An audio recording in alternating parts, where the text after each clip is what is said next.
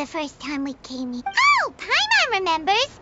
Nahita's consciousness had been trapped by the doctor, but we followed the clues she left behind to help her. So much time has already passed since then, and it seems Sumeru's changing for the better now that Nahita's in charge, right?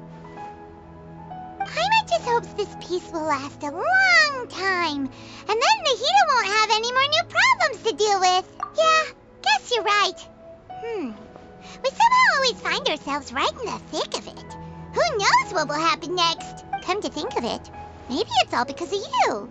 Maybe you're just a magnet for trouble. Huh? Me? Before Paimon ran into you, Paimon never ran into any trouble. At most, when she was super tired, Paimon got caught in some strange whirlpool and sucked out into sea. And even then, you fished Paimon out. Anyway, for Nahita's sake, maybe we should think about heading to our next destination for now. Ah, look who it is. Running into you in a place like this? I can see you two still love wandering around. Oh, it's Dia!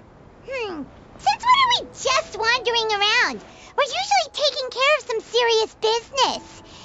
Even though it may have nothing to do with our journey. But never mind that. What brings you here? I just finished a commission in the desert for a usual client of mine. Nothing too interesting. Just escorting a shipment of goods. I'm on my way to report back. That's when I saw you two all the way over there, chatting away. What were you two talking about anyway? Huh? You serious? Can't say I saw that coming. But you are travelers after all. I guess you'd never stay for too long in one place. Bumping into you like this will become a rarity. I'm starting to feel sad just thinking about it. Hey, how about I gather a few mercs to escort you two? What do you say? Thanks, but no need. Oh, Paimon had no clue you'd miss us so much. But don't worry, we'll come back to see everyone when we get a chance. Sounds good. All you need to do to get to Fontaine is cross this stretch of desert and navigate some waterways. Knowing you two, I'm sure it won't be anything you can't handle. So, when are you leaving? Oh, wait a sec.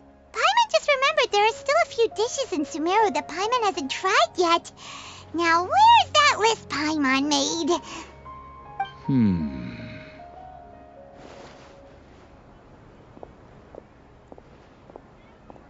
I see. Guess you won't be needing a going-away party or anything. It's sad enough to see you go like this. Though, now that I think about it, Sumeru wouldn't be what it is today without you. Seems true heroes always prefer leaving quietly. By the way, should we go say bye to Nahita? Oh, good point. Then there's no need to bother her in the real world. Then, I guess this is goodbye for now, Traveler in Paimon. Whether as a client or a friend, you're always welcome to come find me. Goodbye, Dia. Bye-bye, Sumeru.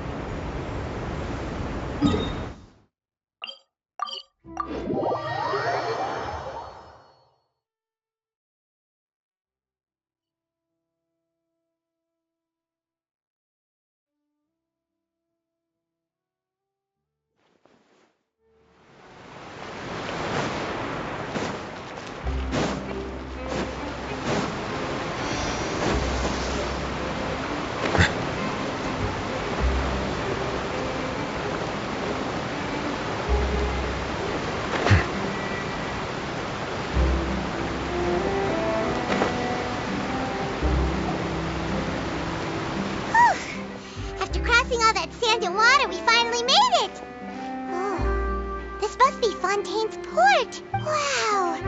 Everything looks so advanced in Fontaine. Paimon's heard that the industry here is extremely developed, and there are all kinds of unusual machines. Just seeing the sights as a tourist is nice, but maybe it would be better if we found something to do. What do you think? Good idea. Nahida gave us loads of useful information. Seeking out the Seven is probably still our best source for information at this point. Yeah, the more we can learn, the better. So, what do you think the Hydro Archon's like? Will we get along? Nahida said that she has a very unique personality, whatever that means. To learn about a nation's god, start with the nation's people. There seems to be some locals talking over there. Let's go see if we can join the party.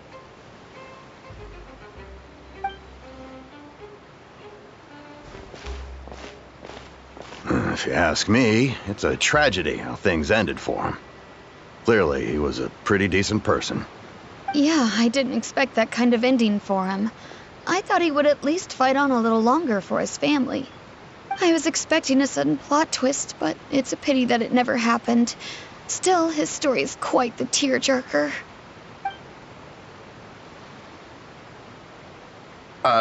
Excuse me. Can I help you two? I couldn't help but notice you standing here listening.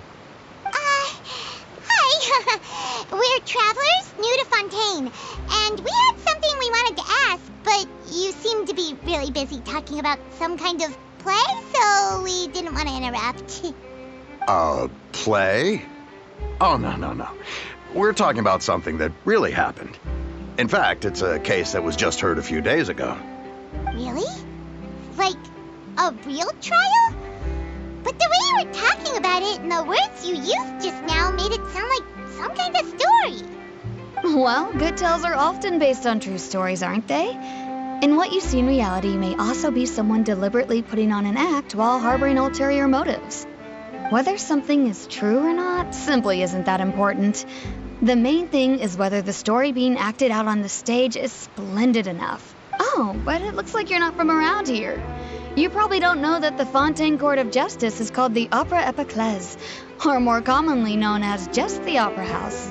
But, shouldn't court cases be treated a little more seriously than that?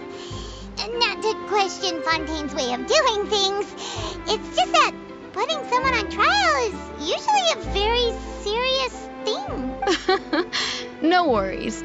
Other visitors to Fontaine have wondered the same thing. You could say that we just don't want to waste the moving stories behind those cases. And as for your worries about whether the cases are treated with due reverence, we have the absolutely just and honorable Chief Justice Neuvillette, as well as the Oratrice Mécanique d'Analyse Cardinal, a machine created by the Archon. Between the machine and the Chief Justice, false charges and injustice are a thing of the past now. The Oratrice? Is it some kind of machine, too? Oh, Paimon's curious. We should check it out if we get the chance. Wait, Paimon almost forgot to ask you our question. Do you know what we should do if we want to meet the Hydro Archon? Oh, that's easy. Just go to the Opera House. Lady Farina practically lives there. You could definitely say it's her biggest passion. I think what they mean is that they wish to speak with the Archon personally. In that case, I'm afraid it's going to be a tad more difficult. You'll have to make an appointment well in advance, and it'll depend on whether or not she has any time slots available. Huh. Is the Hydro Archon super busy taking care of official stuff? Wait, didn't you say that she's always at the Opera House? No. Lady Farina seldom takes an interest with the nation's affairs. The reason it's difficult to make an appointment is simply because she's incredibly popular. That's right. After all, she is the Archon. Though she may tend to get a little dramatic from time to time, people can't get enough of her. Huh. First time Paimon's ever heard of an Archon being described that way before. Wait! Paimon gets it now! The Hydro Archon is kinda like a big celebrity here, right? Yeah, I suppose you could say that. Perhaps you could even say our mascot. Hang on. This is still Fontaine's Archon you're talking about. You should show some more respect. Yes, you're right. I guess I should at least try to be a little more respectful in front of visitors. Otherwise, I might get arrested and find myself face to face with Monsieur Neuvillette. Come on. Sure, there's a lot of laws here, but nobody's going to be arrested for saying something disrespectful about the Hydro Archon. Alright, I think we get it. Thank you! At least we now know that we can find the Hydro Archon at the Opera House. But who knows how long making an appointment will take? Guess we could have a look around the city in the meantime. Hey! What are you looking over there for? Huh. Maybe something's the matter. She isn't going to jump into the water, is she? Maybe we better go check on her.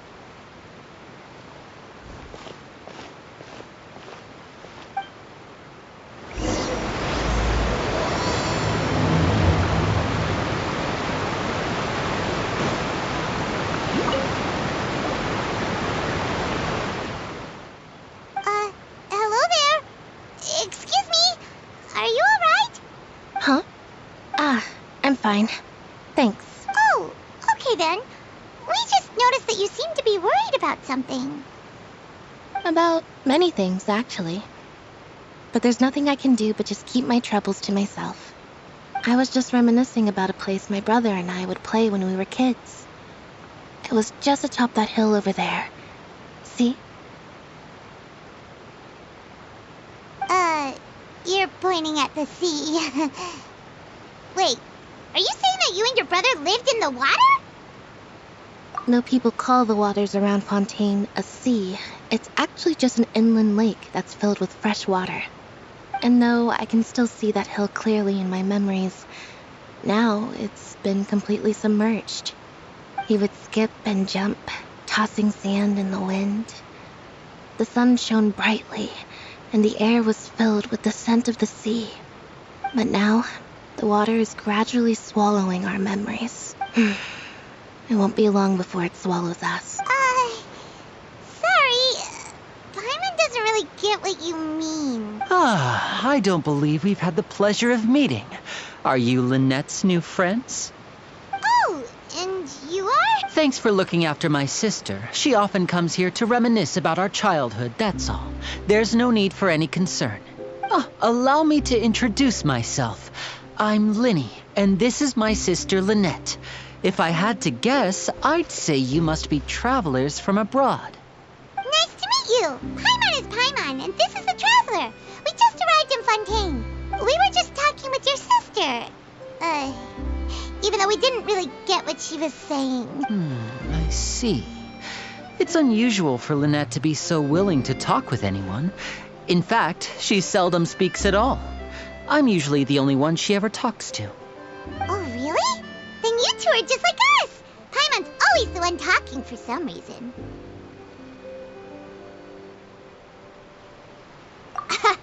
So that's how you think it is? I also think my brother can be too talkative at times. Seems you were right, Paimon. We are quite similar. So, what did Lynette mean just now when she said that the water is engulfing your memories, and that it won't be long before it engulfs you too? Oh, that. It's from a prophecy that's been circulating in Fontaine for some time now. Well, I suppose prophecy isn't exactly the right word, because that implies a certain amount of uncertainty. There's no doubt about what's happening in Fontaine now. Where to begin?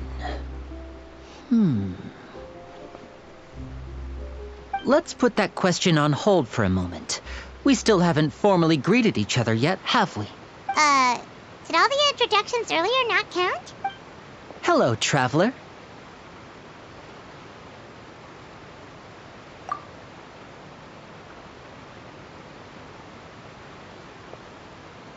And hello, Paimon.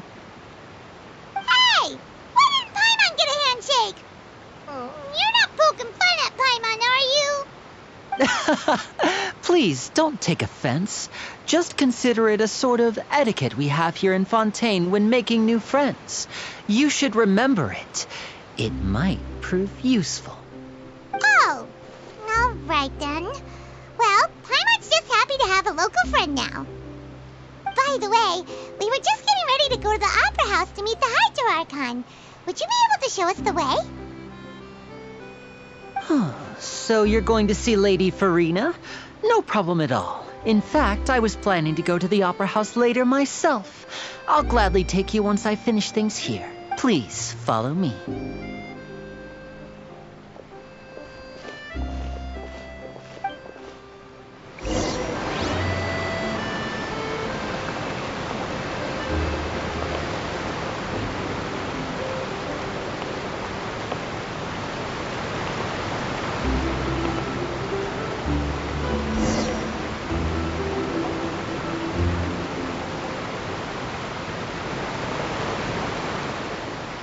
You said you were going to see Lady Farina? Well, it seems Lady Farina has come to see you.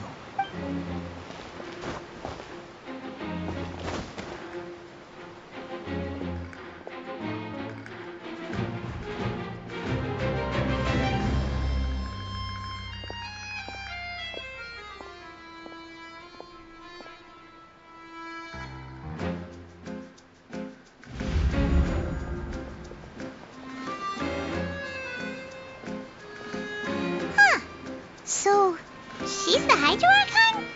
But how did she know we were looking for her? My dear people, rich and poor, those with cup in hand and those with nothing at all, raise your glasses in celebration. If you don't have one, then just raise your hand in lieu.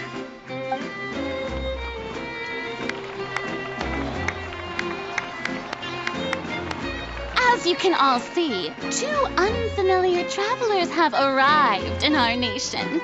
Come, let us make a toast in honor of this traveler and his companion who have journeyed here from distant lands.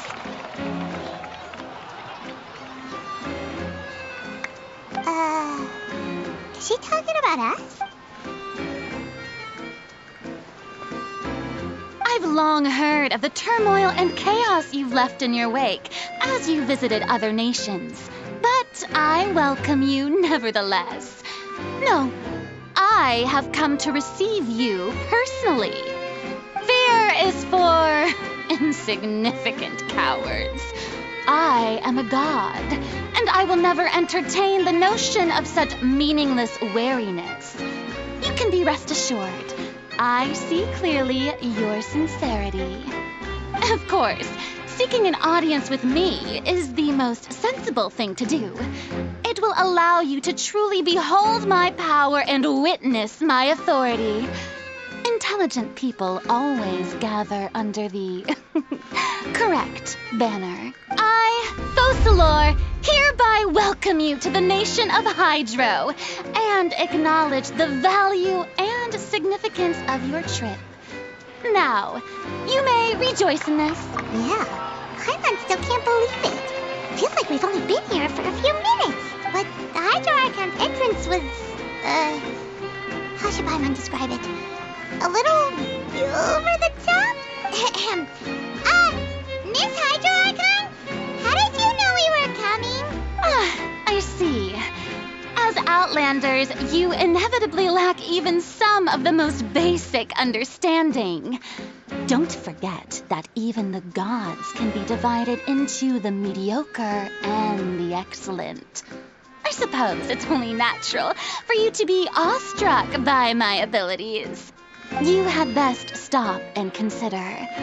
Do you really have the noble qualities and etiquette necessary to communicate with a god? All it takes is a flick of my finger for me to know everything about you. Whoa, talk about sounding high and mighty. Oh? What's with these looks? Perhaps the welcoming ceremony still isn't enough? What else should I say then? Is she waiting for us to start talking? Wow, I didn't expect to see Lady Farina here. What a surprise! Wait, does this mean they're the legendary blonde traveler? How did I not notice before? Hey, what's all the commotion? Oh, is that Lady Farina? Is there some kind of drama going on? Of course. That's the blonde traveler. The one all those stories are about. Lady Farina came here to personally see him. Oh, I bet this is going to be the duel of the century. Ooh, I've got to see this. I knew Lady Farina would never disappoint.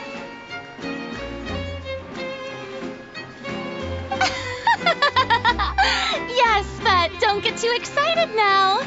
My dear believers and spectators alike tend to get quite rowdy, and despite the noise, I've come to tolerate all their ruckus. You may consider this my reward to all of you. I have determined that there will be an epic duel between myself and this traveler from another land, just as you were hoping to see. Now she wants to fight?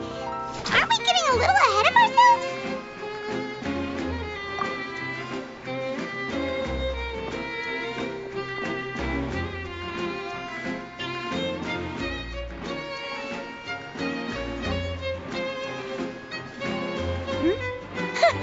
Are you not afraid? Might I remind you that this is a duel against the divine? What are you trying to do, traveler? Provoking a god in front of her people? Stand down, Clorend. I admire his bravery. Few have the courage to draw their sword against a god. He is obviously a true warrior.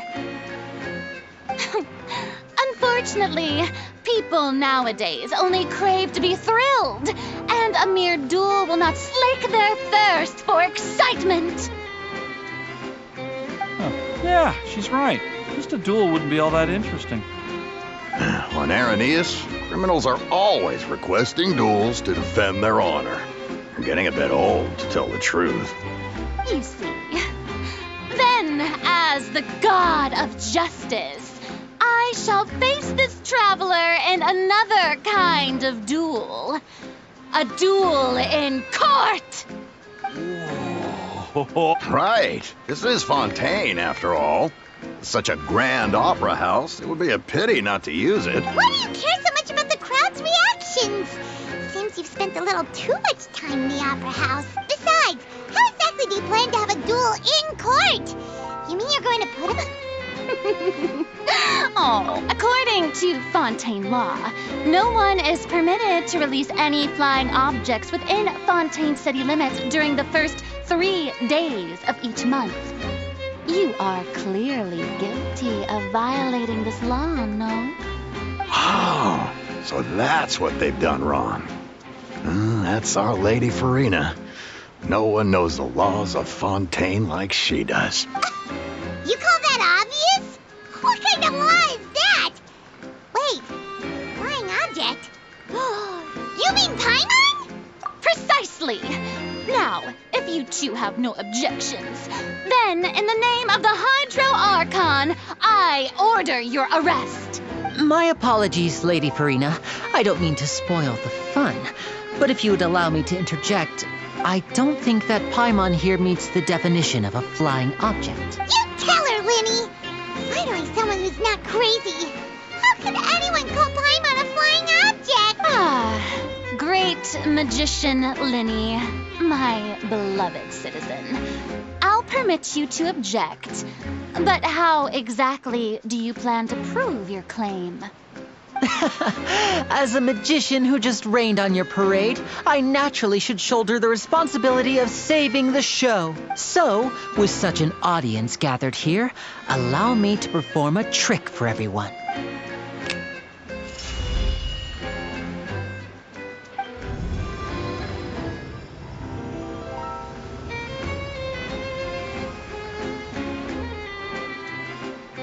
Ta-da! What's that on Paimon's back? Hey, when did Linny do that?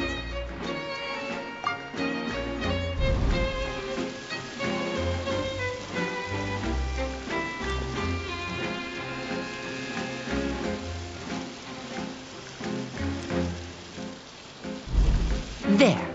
As you can all clearly see, Paimon should be classified as, well, something like a balloon. This rope has been in the traveler's hand all along. It was just that no one could see it before. You call that magic? You've got to be joking. I thought it was pretty good. Nice one. Huh. I'm not sure what to think. It seems Lady Farina's charges no longer hold water. Amusing. Very amusing, Linny. Just the sort of unexpected twist that I enjoy. With you here, today's performance can finally be called complete. Performance?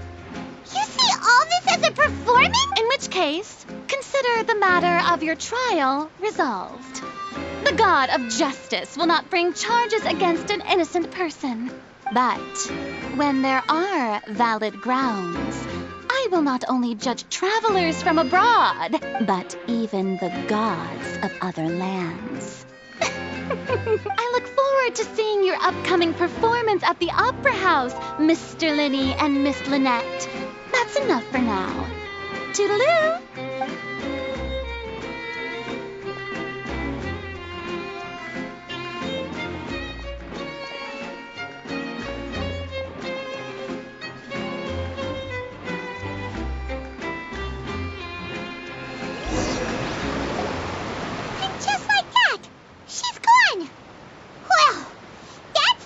Unpredictable Archon Paimon's ever seen. He never even had a chance to ask her anything. But that's a problem for future Paimon. That whole scene just now... Don't mention it. I just happened to remember that there was such a law, so I did a little preparation, just in case.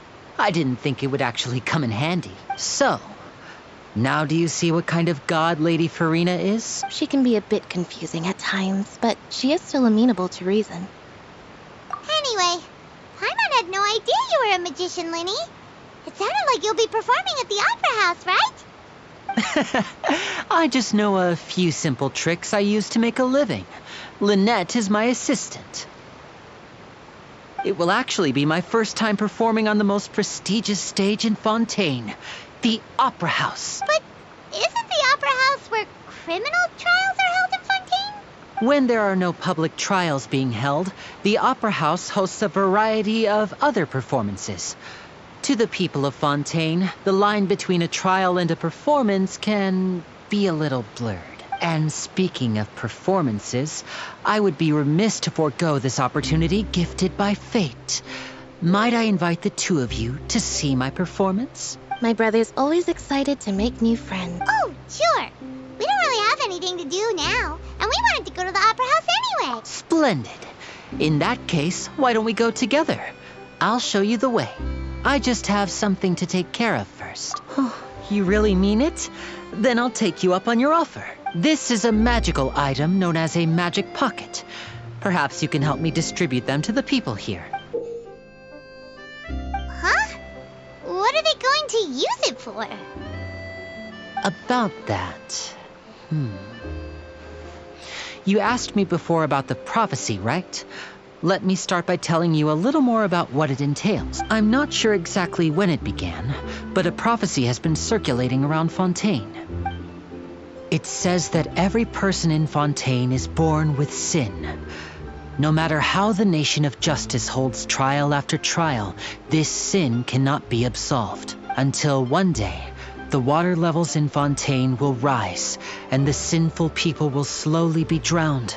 In the end, the people will all be dissolved into the waters, and only the Hydro Archon will remain, weeping on her throne. Only then will the sins of the people of Fontaine be washed away. That sounds pretty gloomy. Why are people in Fontaine born with sin? What is that supposed to mean? There are lots of guesses. Some say that the ancestors of Fontaine stole the power of the seas and stirred its wrath. Others say that the people of Fontaine never heeded the first Hydro Archon's warnings and offended Celestia. But here in Fontaine, evidence is what matters. There hasn't been concrete evidence for any of these claims, so they can only be regarded as conjecture. If even the people in Fontaine don't know what sin they committed, wouldn't it be better just to ignore the prophecy completely? Why bother feeling guilty all the time? That's exactly what the people did at first. But In the last few years, the water levels in Fontaine have actually started rising. Many places have already been completely submerged, and now lie beneath the sea. Many people carry on with their lives as before and shrug it off as a natural phenomenon. But my family and I think that the people of Fontaine shouldn't ignore the possibility, which would end up sentencing them to death. We hope that at least the people who reside near the waterfront can move away before it's too late. So, we've started distributing magic pockets to them. As a magical item, these magic pockets have astonishing capacity. I'm sure they will come in handy when people are moving their belongings. Oh, Hyman gets it! It's like preparing for a rainy day! But... Perhaps only absolute power could ever contend with such a catastrophe. But who knows? We're just tiny specks in the grand scheme of things. Now, if you'd like to help, then please give these magic pockets to anyone nearby. Be sure to convince them to take it, regardless of what they say.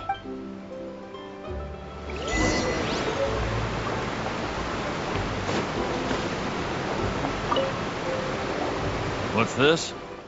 So you also believe in the prophecy. Keep it. I won't have any use for it. What? You mean you don't believe in the prophecy? No, I believe in the prophecy. But I also believe in another story. The story says that people once lived in the ocean. They were one with the ocean and couldn't live apart from it. But as time wore on, people desired to live on land and developed blood vessels, encapsulating the sea within their bodies. Thus could people set foot on land. So, if you ask me, when the water rises and takes us all, it'll be like we're going home. Oh, we hadn't heard that one before. But people can't live underwater. They'll die. You should probably still take it. All right, I'll take it. I guess I just feel that being dissolved into the water doesn't necessarily mean death.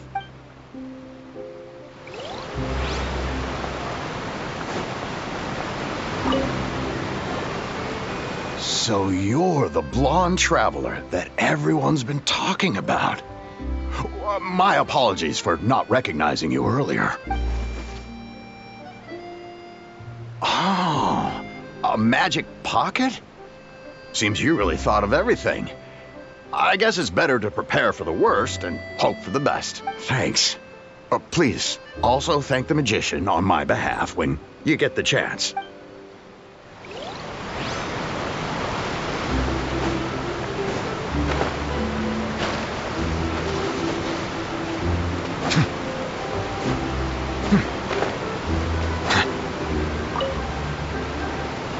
Huh? I don't want that thing. Way I see it, if the prophecy's true, it's still gonna be a long time before the water can cover everything. Life is all about living in the moment. What use is there in worrying about the future all the time? We'll cross that bridge when we get to it. You should still take it. You never know when it'll come in handy. Oh, all right, fine. Thanks. It's just that if I start moving, that means I've already given up on the life I have now. I'd really rather not.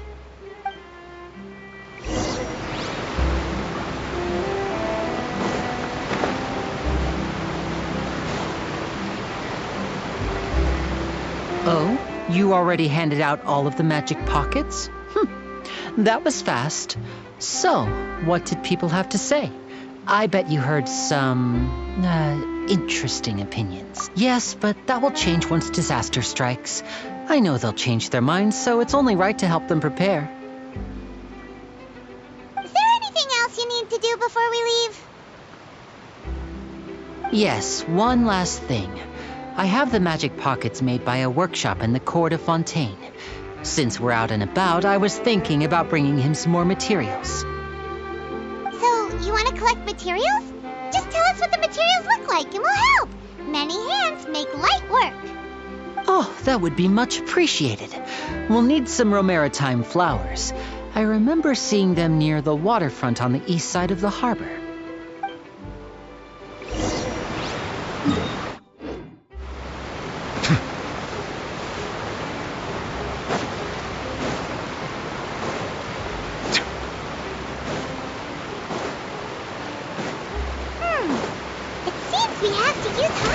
look for maritime flowers.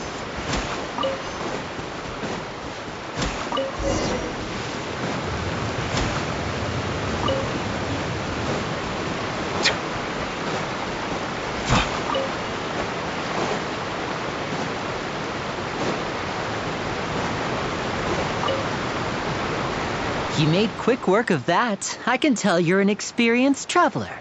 I've also finished collecting a few here. Maybe next time you'll feel like helping too, Lynette. No way. I'm in power-saving mode today. Otherwise, I fear I may not have any energy left for the performance at the Opera House. Fine. Though the performance is still a long way off. Now that we're finished here, we should get ready to head back to the court of Fontaine. So, we're going to the court of Fontaine before we head to the Opera House? Good. Paimon wants a tour of Fontaine's largest city and try...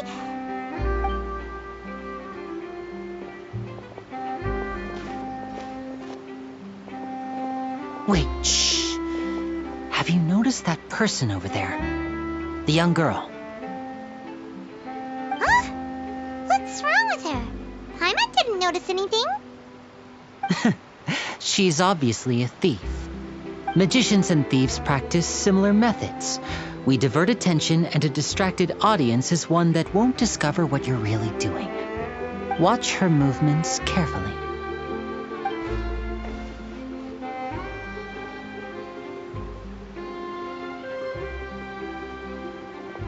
Oh, he's right! Shh, keep your voice down.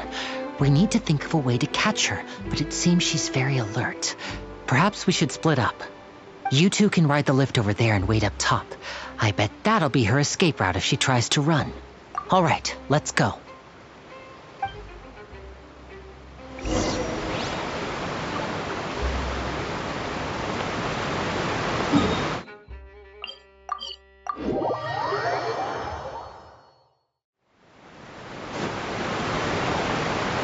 This is the spot where Linny wanted us to wait. Oh, look! Isn't that her?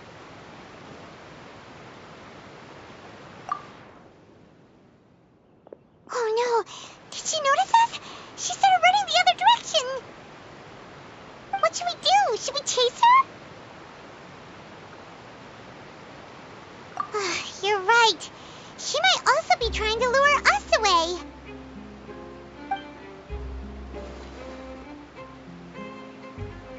Nothing's happened for a while now. Paimon wonders if Linny caught the thief. Yeah, let's go.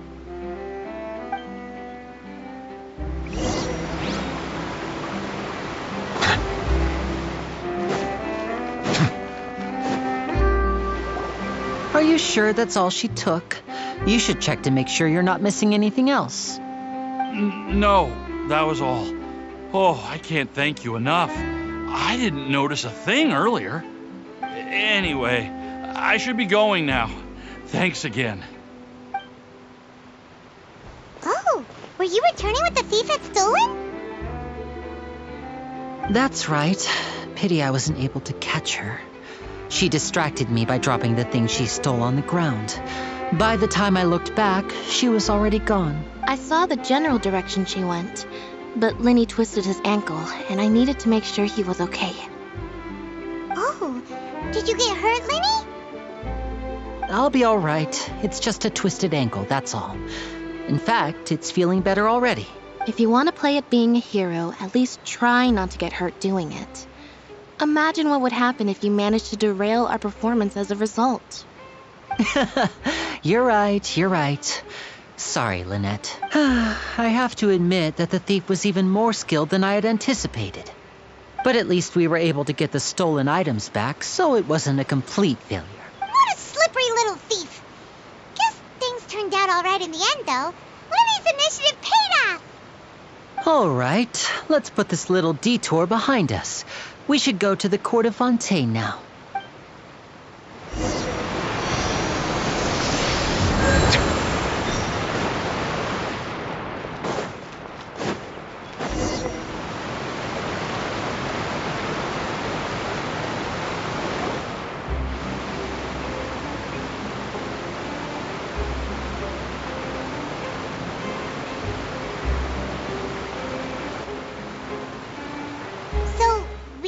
this thing to go into the city? What an ingenious way to get around! People in Fontaine really know how to use water! This is an aquabus. It allows people to travel between several key locations around Fontaine. It's pretty convenient, but the ride can become a little dull after a while. The scenery is always the same. That's why it's better to travel with friends. So you mean it's still boring even when I'm riding with you? No, that's not what I meant. It's just that, well, you don't really talk that much. Besides, it doesn't really feel like a real trip when it's just the two of us. It's the same as being at home. Whatever. Guess that's what it's like to be an older brother. It's about time for us to leave. Let's get on board.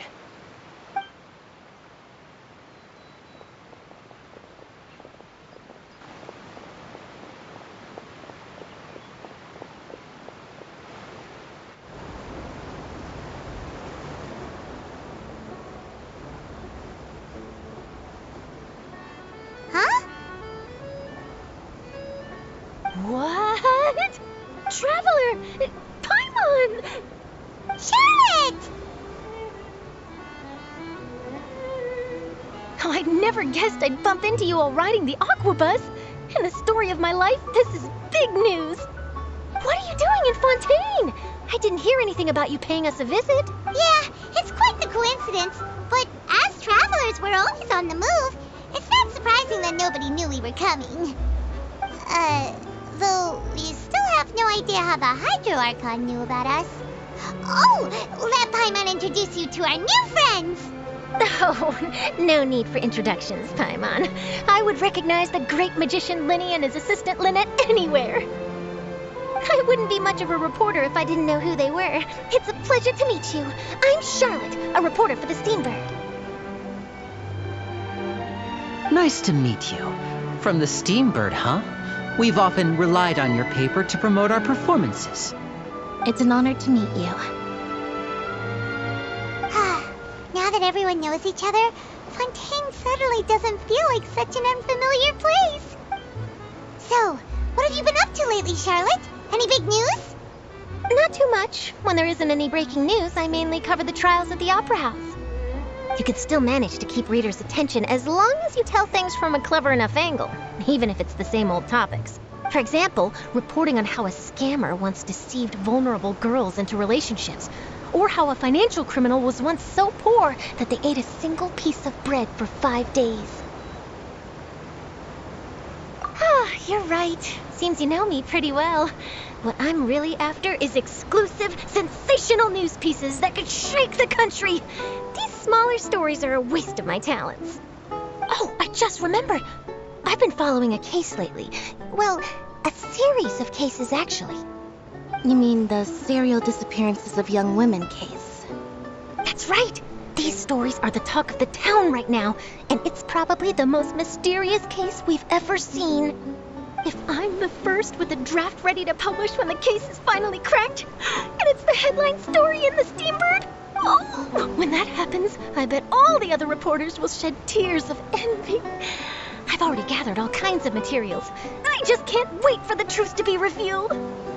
So, what is the serial disappearances of young women case? You mean the culprit hasn't been found? That's right. The first missing girl case happened almost 20 years ago. And ever since, after a period of time, another girl disappears. What the cases have in common is that the girls are all of a similar age, and that they've all vanished without a trace. But the scariest part is that to this day, none of the girls have ever been found. Many suspects have been arrested over the years in connection with this case, but shortly after each arrest, another disappearance would always happen. Yes, it's possible. But either way, I believe that every case has some precise truth behind it, waiting to be exposed. Yes, I agree. And at the very least, the family of those missing girls deserves some sort of explanation. I just imagined for a second what I would do if Lynette were to suddenly disappear. I'd pay any price to get her back, and then find a way to track down the culprit. Please don't imagine that, Linny.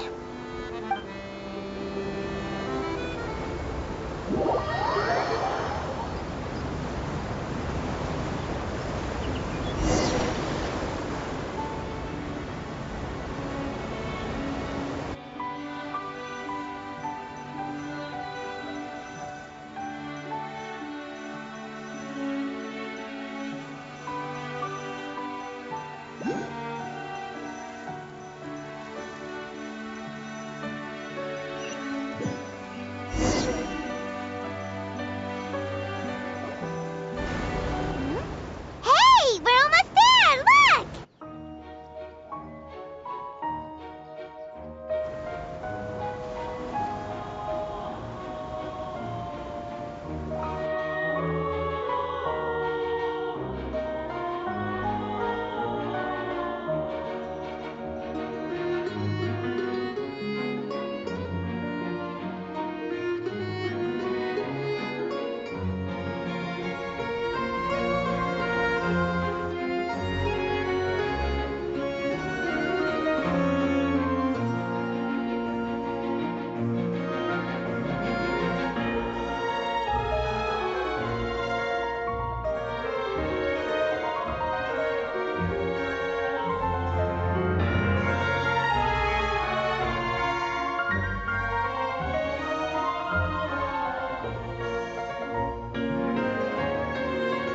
Well, I really enjoyed chatting with you. Life should be full of pleasant little surprises like this.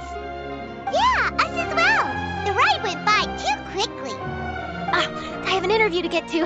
I should get going before I'm late. Okay, Paimon hopes we can chat again soon, Charlotte. See ya! Bye now. Oh, be sure to stop by and see me at the Steambird when you have time. What a tough job. Always running around and interviewing everyone. Well, where should we go now? If you don't mind, how about we stop by my home first? Besides, I still have all the materials we collected. Sure, we wouldn't mind at all. This city is so huge, Paimon wouldn't know where to start anyway.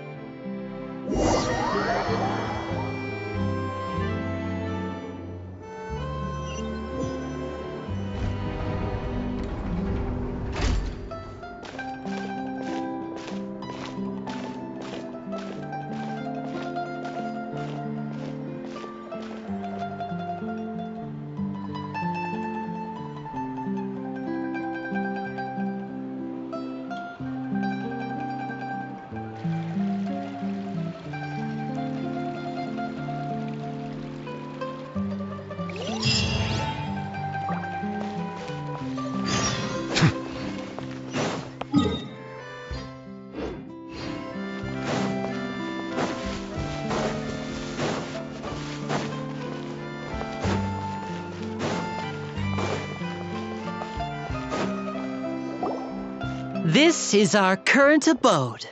Ah, Fremine, you're home. Where did everyone else go? I have some new friends that I would like to introduce. Oh, they all just went out a moment ago. I see.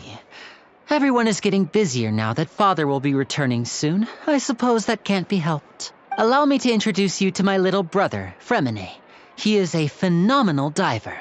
Hello. Nice to meet you. Paimon is Paimon, and this is the Traveler. Oh, you sound very proud to have a diver as a brother, Linny. Linny, could you come here for a moment? What is it, Fremine? Do you have something to tell me?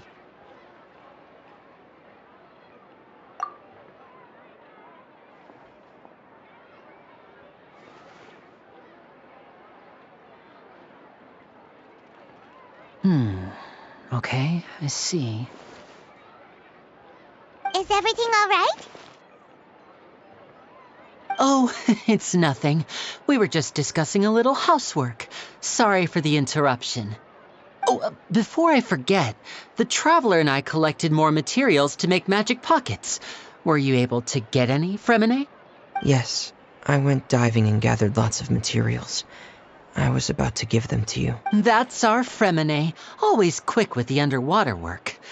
All right, I'll take these to the workshop.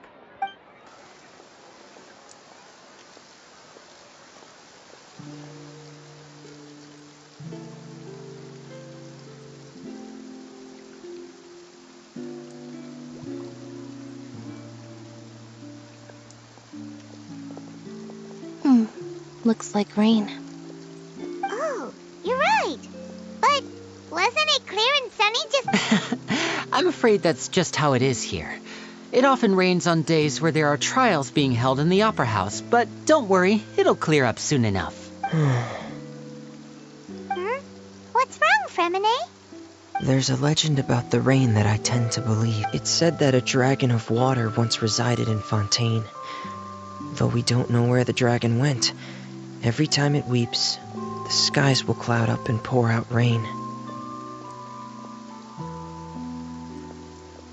When I was a child, my mother told me that if I wanted to go outside and play, I should yell toward the sky at the top of my lungs. Hydro Dragon! Hydro Dragon! Don't cry! If it's an elemental dragon, then having the power to make it rain wouldn't be very unusual. Let Paimon try something. Hydro Dragon, don't cry!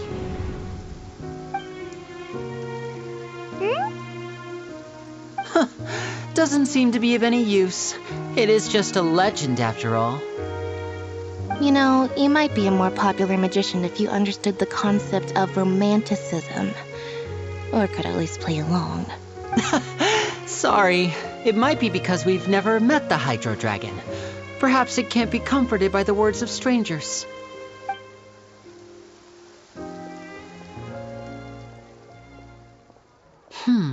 It rained for longer than I suspected. Oh, it's already getting late. Was there something you needed to do, Linny? Yeah, some preparations for the show at the Opera House. I need to find a way to catch the last aqua bus of the day. On the day of the performance, just ride the aqua bus to the island of Aeneas. I'll have Lynette meet you at the fountain in front of the Opera House. Oh, are you leaving now? What is it, Fremine? I'm in a hurry. Oh, I get it.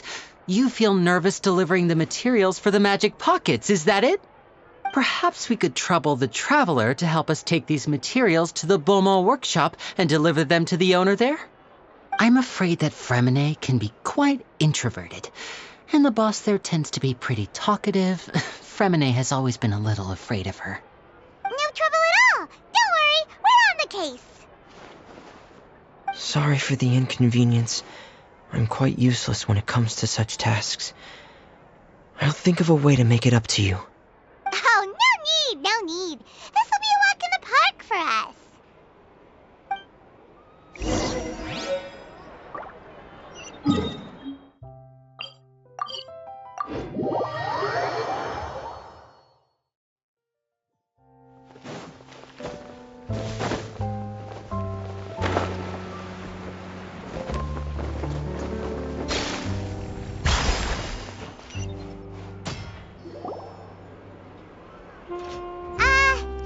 Hello? Is there anyone here? Oh, hello there. New customers? Looking to buy, or do you need something made? Or perhaps you're just looking for a chat with me. Oh, no. We're just here to deliver some materials. Here they are. They're for making... what were they called again? Ah, these must be for Magic Pockets. I could tell right away. I've already made several orders worth now. No need. They've already prepaid several batches worth. When they told me what they'd be using them for, I even offered them a discount. But they insisted on paying the full amount, saying that I had a business to run. It seems both their hearts and their pockets are made of gold. Whoa. So, is Linny actually loaded? I can't say for sure, but who knows? Maybe there's good money to be made being a magician in Fontaine. Hey! Is this machine what you use to make stuff here? It looks really advanced. Why use your hands when a machine can do the work? It would be a waste not to use the latest technology. And wasting is a kind of crime. But where does a big machine like that get its power from? Well, it's a little complicated. I'm not sure I can put it in layman's terms for you. But basically, everything we usually use here in the city is powered by indemnitium. It's a type of energy that's produced from trials. Huh? How can trials produce energy? Well, I'm not completely sure of all the details myself, but basically, when a trial is in session, the Oratrice Mécanique d'Analyse Cardinale harvests people's belief in justice and converts it into energy to be used all around Fontaine. So that's what its other function is? Paimon heard that the Oratrice was created by the Archon to make judgments. But Paimon still doesn't get it. How could something unreliable like people's beliefs be turned into a stable power source for these machines? Oh, yeah! So that means the Hydro Archon relies on the machine to take the energy created by belief and turn it into power for all of Fontaine, right?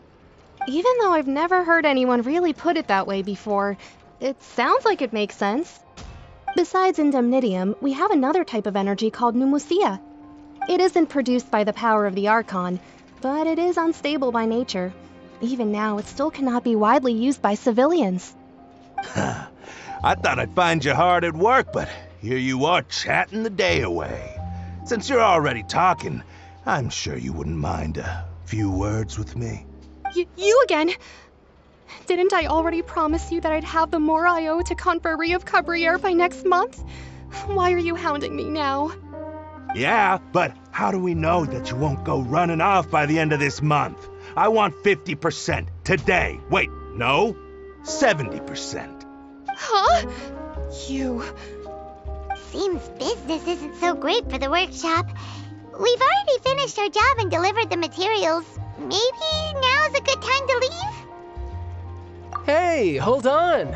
Before you go around trying to collect payments, why don't you settle your own debts first? If Confrérie of Cabriere wants to poach clients from Northland Bank, that's fine.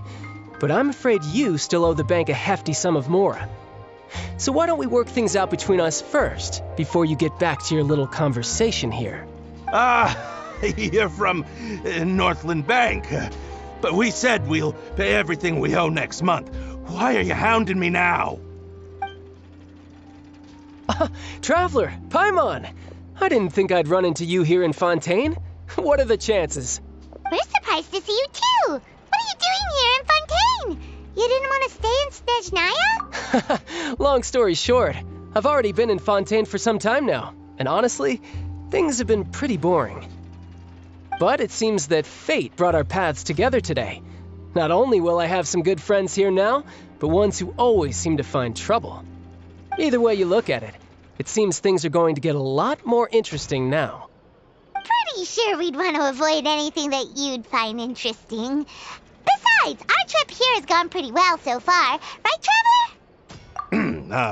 Hey, you, Northland Bank boy. Aren't you forgetting something? Don't interrupt. It's not often I run into the Traveler like this. Why don't you wait for me over there for a while? You kidding? Aren't you the one looking for us? You really expect us to sit and twiddle our thumbs while you catch up with your friend? Listen to me, boy. If you want your mora, fine. Why don't you come and take it? Hey, I just said not to interrupt. Oh, by the way, Traveler, the last time I took Tonya and Tusser ice fishing, Tusser said... Hey! That's way over the line! All right, boys, let's see who has to pay up now! Can you at least let me finish one sentence? Fine. Though the bank told me not to get rough with our clients, you're the ones who started it. This is an act of self-defense. You two will have to be my witnesses, okay? I'm sure this won't take long.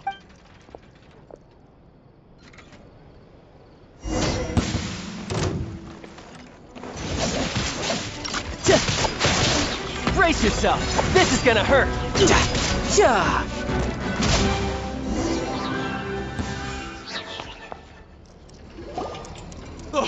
What's your deal, Brad?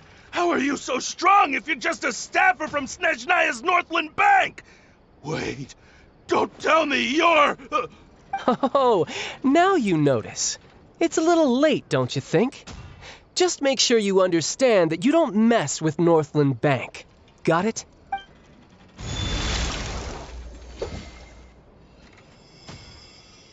Huh?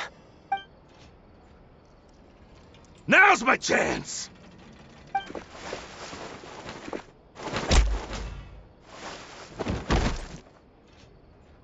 Huh. That was weird.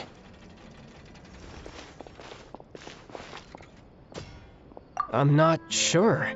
It's as if I suddenly lost control of my hydro powers when I needed them.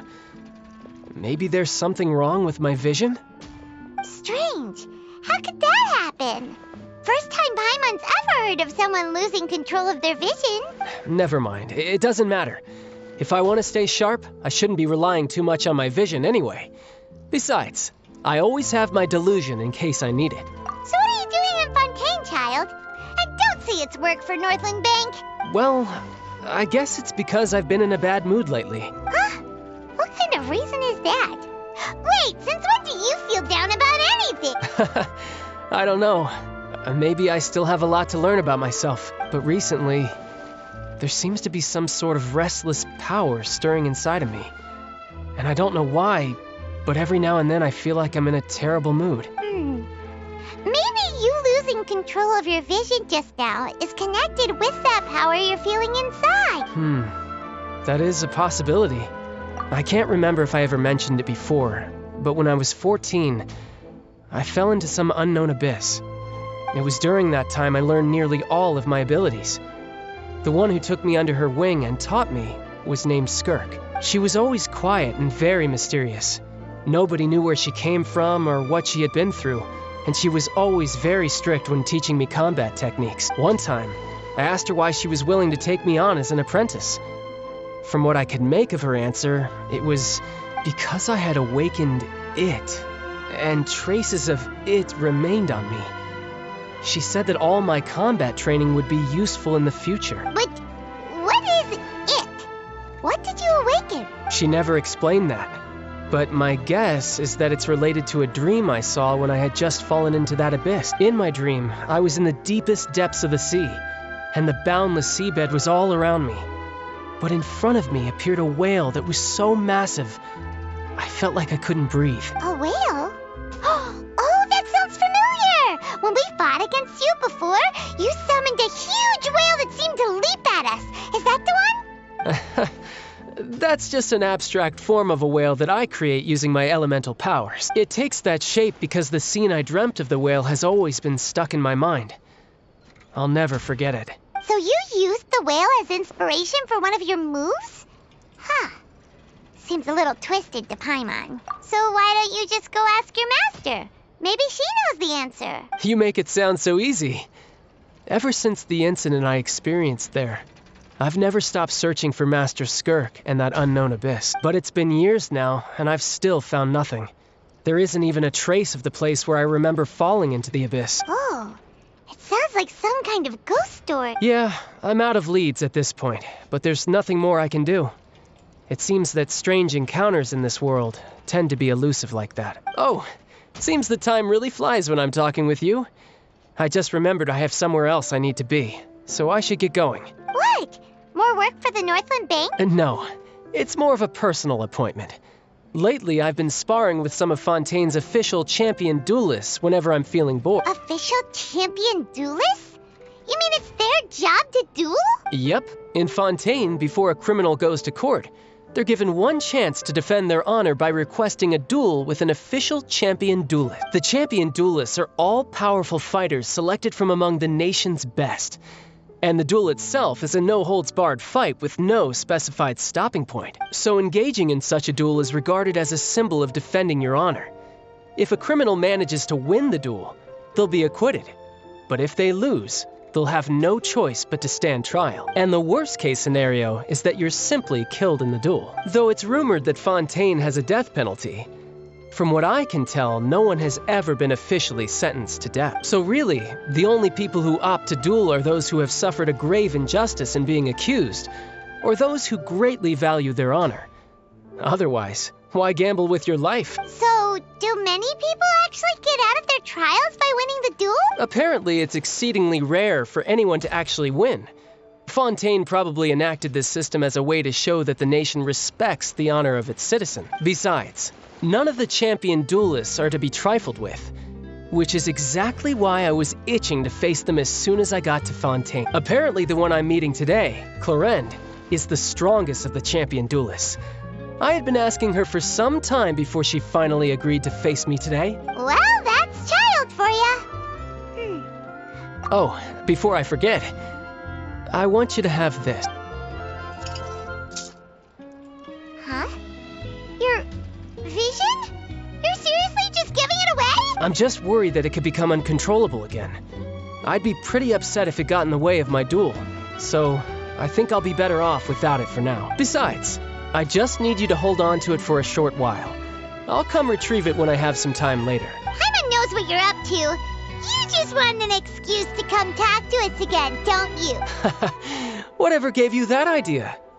I'll be in touch later. That sneaky guy. He said he's been feeling down lately, but he seemed the same as ever to Paimon. Well, since we don't have much to do for now, we might as well walk around and see the city before Lenny's performance.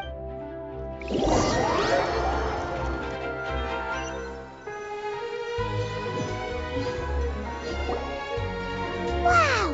Who could have seen that coming? The reporter who was barely around for most of the story was the... sorry. Paimon was just surprised, that's all. Paimon never saw that twist coming.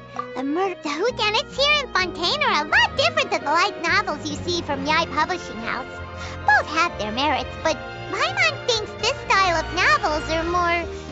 well, novel. It's so exciting to reach the moment when the mystery is uncovered, especially in the one Paimon was just reading. You should buy a copy and read it too. Oh, sorry about... hey. Lenny said that the Opera House is on Aranea.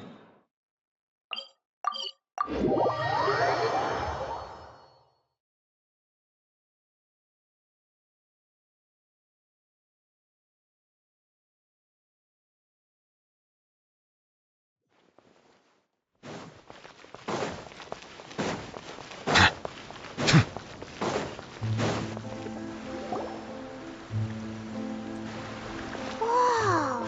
Now this is fancy! The Opera Epiclese. What a place to hold a performance! No wonder Lenny and Lynette were looking forward to it. Huh. Looks like there's a lot of people standing around the fountain up ahead. Oh, Archon, please bless us with a bright and healthy child. We pray. I don't know why you always feel the need to ask so much. I'll be happy as long as our child is healthy and lives a peaceful life. I guess if they're our kid, then there's no doubt they'll turn out smart. Maybe this is one of the customs in Fontaine. There sure are a lot of couples here. Vache. What's wrong? Vache. Vache. No, Paimon didn't say anything. Are you hearing things? Welcome to the Fountain of Lucine. All the water flowing through Fontaine converges here. It's customary for newlyweds to come here and wish for children. Ah! Lynette! You scared Paimon! When did you get here? Lenny asked me to wait here for you. Right. What do you mean? There are a lot of people... Hey! You're not trying to scare Paimon, are you? Besides, it's the middle of the day! It's not the time for eerie things! I see. I might be able to tell you something that could help. In fact, you might not be imagining things at all. I suspect that what you heard is a result of your hypersensitivity to the hydro element. Others in my family have had similar experiences. It's because of his sensitivity to the hydro element? But what would hearing a voice have to do with elemental... When do you cry, Paimon? Wait, what? What does that have to do with anything? Just answer me. When do you cry? When Paimon's really sad? Oh, and when Paimon's super happy. Oh, and also when Paimon's really, really scared. Then you should understand that tears contain your most intense emotion. Like I just mentioned, the Fountain of Lucine is where all the flowing water in Fontaine converges. Even the tears that fall to the ground will eventually gather here. So maybe what you heard was the intense emotion coming from someone's tears. So, what did the voice say? Huh. If you were hearing their emotions, then Paimon wonders what happened to them. Rather than worrying about them, we should worry about my brother first. Don't let that calm look of his fool you. He tends to get pretty nervous just before a performance. So chatting with Linny might help him relax a little before he goes on stage. Oh, right. That makes sense. Let's go in and see Linny.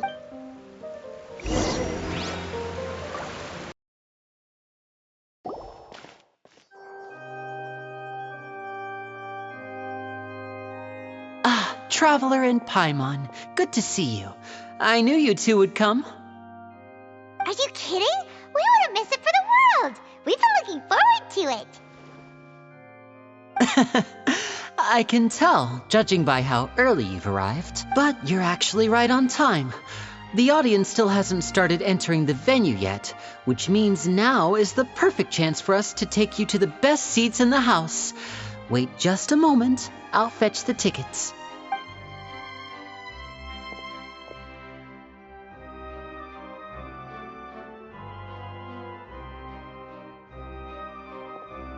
The Opera House has assigned seating, so you always have to make reservations. I've already reserved your seats, and here are your tickets. Ooh, front row seats. Thanks, Linny. Don't mention it. There's no need to keep thanking me. Hey, Linny! Could you come over here and take a look at this?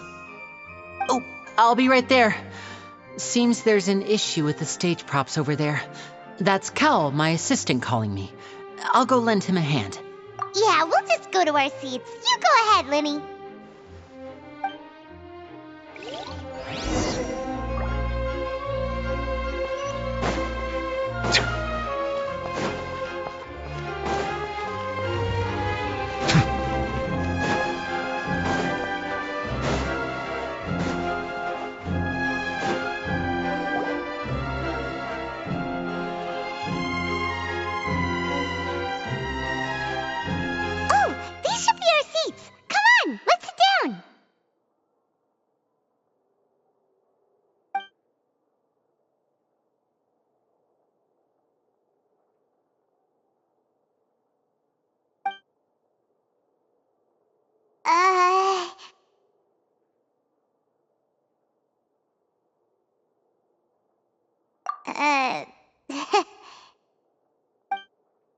Hey, Traveler.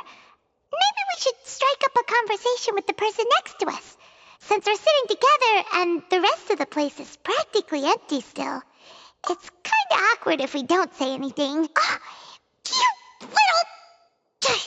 Of course you put this on Paimon. Excuse me, I did not realize you felt awkward. I am terribly sorry. I would be perfectly happy to chat with you if that is what you would like.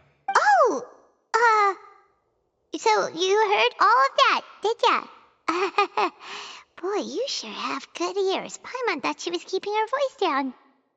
Wait, that's not it, Paimon's... Sorry, Paimon's the one who was being rude, talking under her breath like that. So, let's talk, but, what should we talk about? Oh, Paimon's got it. You're also here early and sitting in the front. Are you a friend of Linny's too? A friend, you say? Well, if Mr. Linny would like to be my friend, I would be more than happy to reciprocate. Oh, so you're not friends with Linny then? Oh, this is getting more awkward by the second. Paimon nearly forgot to make her introduction. Nice to meet you. Paimon is Paimon, and this is the Traveler. We just arrived in Fontaine. It is an honor to meet you two. I have heard of your deeds across Tevat. And as required by proper etiquette, I will also introduce myself. I am... Oh, Monsieur Nervillet. What an honor it is to have you here to see my show. Ah, Mr. Linny. I should say it is in fact an honor for me to see your performance in person. Wait, Nervillet? Could he be...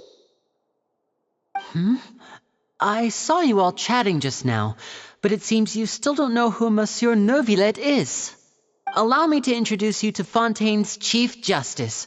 That seat is always reserved for him. It wouldn't be too much to say that he's the symbol of justice and honesty here in Fontaine. Whoa! Sorry for being so rude just now. Paimon had no idea you were such an important person. No offense taken. Being Chief Justice is merely what I do for work. Nearly every person has their usual reserved seat, so I'm not so special, really. And by the way, I should probably let you know, even though I would prefer not to. There's someone sitting up there in the VIP seats that has been striking a pose for quite a while now. I believe she is trying to give you a most elegant and impressive so I think you should take notice of her sooner rather than later. Otherwise, she may become flustered. Huh? Oh, it's Farina, the Hydro Archon. Huh. She sure has a smug and satisfied look on her face. Guess she has no idea that you saw right through her act. Very good. That is for the best. No need to pay her any more attention. We may now enjoy the show. Huh? So is this what things are like between the Chief Justice and the Hydro Archon? All right, please wait just a moment longer. I've pretty much finished my preparations, and the performance will start as soon as the audience has made their way to their seats. Yay! The show's finally about to start! Paimon can hardly wait! Paimon's never seen a real live magic show before!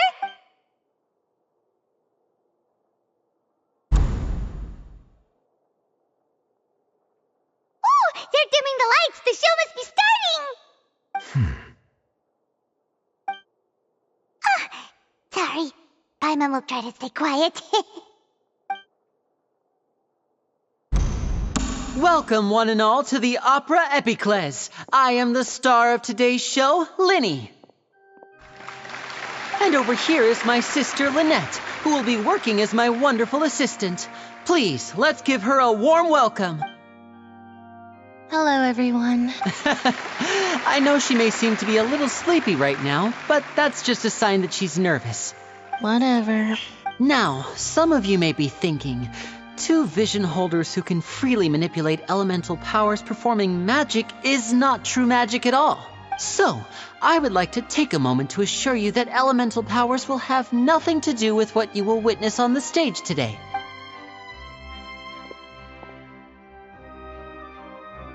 Both Lynette and myself have removed our visions for the show. That way, even the gods won't be able to help us.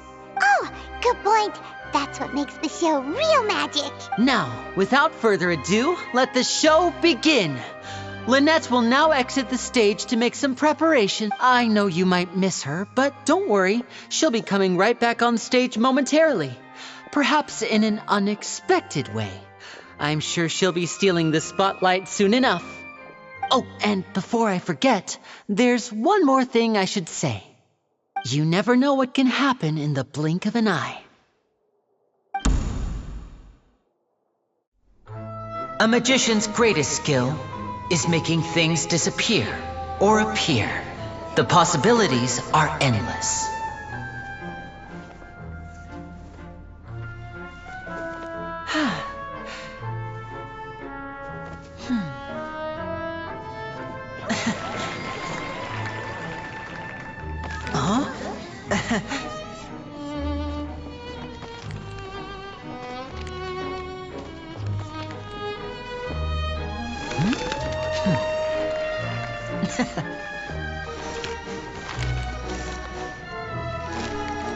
But this isn't what you came for. These little tricks, you've seen them all before.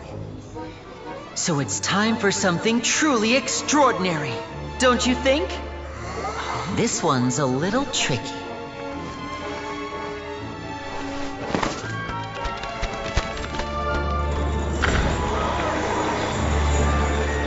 Using this water tank, I shall make my sister vanish completely, right before your very eyes.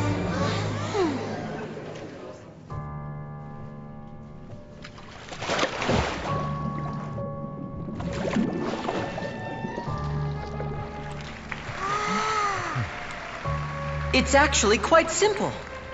She'll just turn into air bubbles and float right out of the top.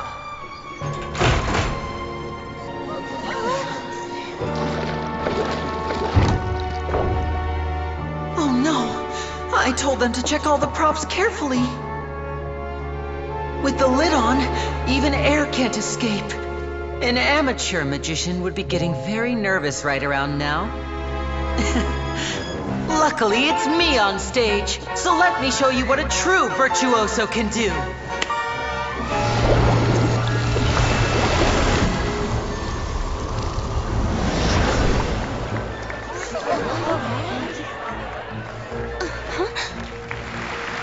Lynette, are you still there?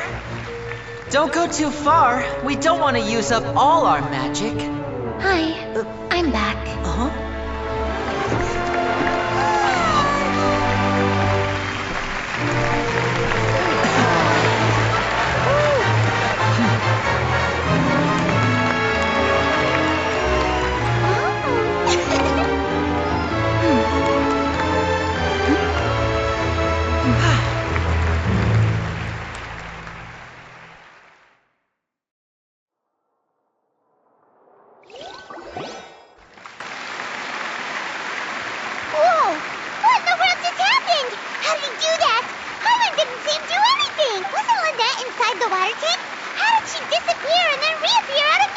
If we could see easily through his tricks, then that would mean that his skills are still lacking.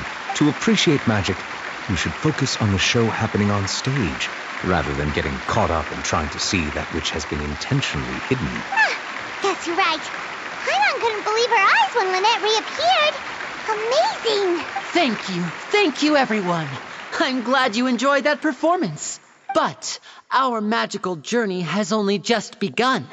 I've prepared even more astonishing surprises for everyone here. The magic of transformation and disappearance can go far beyond what you've just seen. I'm sure many of you are thinking that escaping the water tank was impressive enough, but Lynette is still my assistant after all. In which case, I have ample time to make all necessary preparations. So, for my next trick, I will require the participation of one lucky audience member. Please, if my assistants could bring out the magical boxes now. There are 2 boxes, and only 2 boxes. One is here, and one is there in the aisle among the audience. I'm sure many of our clever audience members have already guessed our next magic trick. A swap! Our lucky audience member and I will each enter a magic box. After 1 minute, we will each emerge from the opposite box. Now please, everyone pay very close attention to the box you see here. Don't give me any chance to make a move. Wow! How's he gonna do this? Hey, do you think this is all magic tricks, or does Lenny have actual superpowers? The lucky audience member will be generated by this random number selector. It selects numbers entirely at random. Even I don't know who will be chosen to participate. Now then, let's begin. Let me see. Oh, row 7, seat 3. Congratulations! You now have the chance to experience magic firsthand for an entire minute. Please, come forward. My assistant will take you beside the magic box. I'm sorry, it might be a little cramped inside, but no need to feel nervous. We've carefully arranged everything for you to be as comfortable as possible. You don't need to do anything, but no matter what strange things may happen, don't come out of the box. If the magic is interrupted, who knows where you might end up? You might even find yourself in the Fortress of Meropide. Oh, okay. All right. Before I enter the magic box, there is one more thing I need to ask the audience to do. Could you all give me a countdown? Like this. 60, 59, 58. Just keep counting down. You can go a little faster or slower if you like. I won't be able to see anything in the pitch black box, so I'll be relying on your voices to know when time is up. Oh, and no tricks now. If you quickly count from 60 in just 30 seconds, then I'll be in a tough spot. Ooh! Paimon kinda wants to count faster after hearing him say that! No, that won't do. I can see it in your eyes. You still can't be trusted. Let's practice together. Come on, repeat after me. 60, 59, 58. 60, 50. That's right, perfect. Keep it going. All right, I'll see you all on the other side once you've finished counting. 54, 53, 52. Why aren't you counting, Neverlet? I am counting in my head. I think things are exciting enough in here as it is. Merely a consequence of my identity and personality. Do not worry about me. Just enjoy the show. Oh, all right.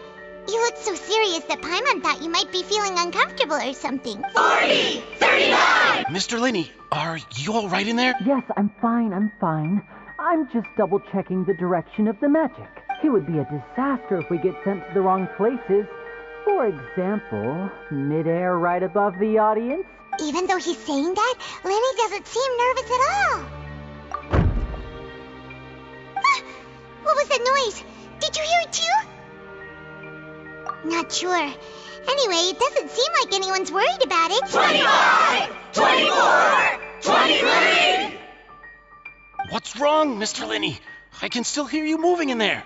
I seem to have accidentally knocked over a decoration. I'm trying to fix it, but it's pitch black in here. I can't tell left from right. Never mind the decorations. There's no time for that. The show is what's important. No, that's unacceptable. I want my show to be perfect. Don't worry, we still have 20 seconds. Hear them counting? 19, 18, 17.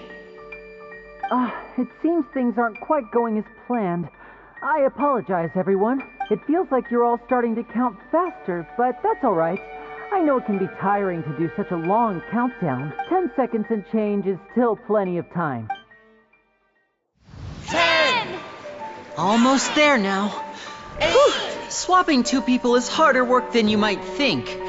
Even a master magician like me can't guarantee I'll get it right the first time. Hey, wait! Is this the back one? I can't tell. They both look the same inside. Huh? No, that's not it. I'll try again. 7. Hey, slow down! Honestly! 5, 4, 3. Whoops! That doesn't count! 0.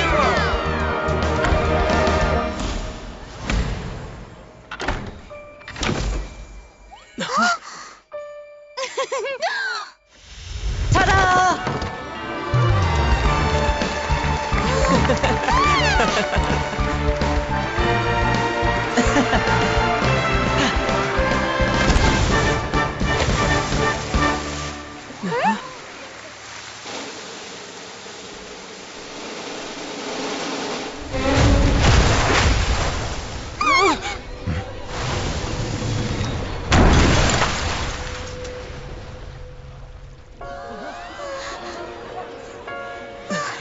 What happened?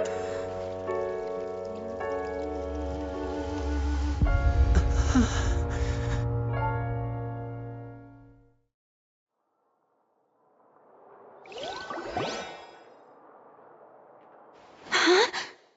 Is this part of the show? Mr. Linney, you're going to use magic to fix the stage now, right? What happened? Oh no.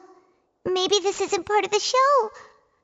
The girl was still in that box, right? This performance is over. Medical staff with me. Guards, secure the scene and detain all the performers. Seal the exits. No one is allowed in or out at this time. Yes, that's right. If this was just an accident, then we must investigate the cause. But if this was all part of some scheme, then those accountable will not escape the judgment of the God of Justice. No need to be alarmed, you two. We'll get to the bottom of this soon enough.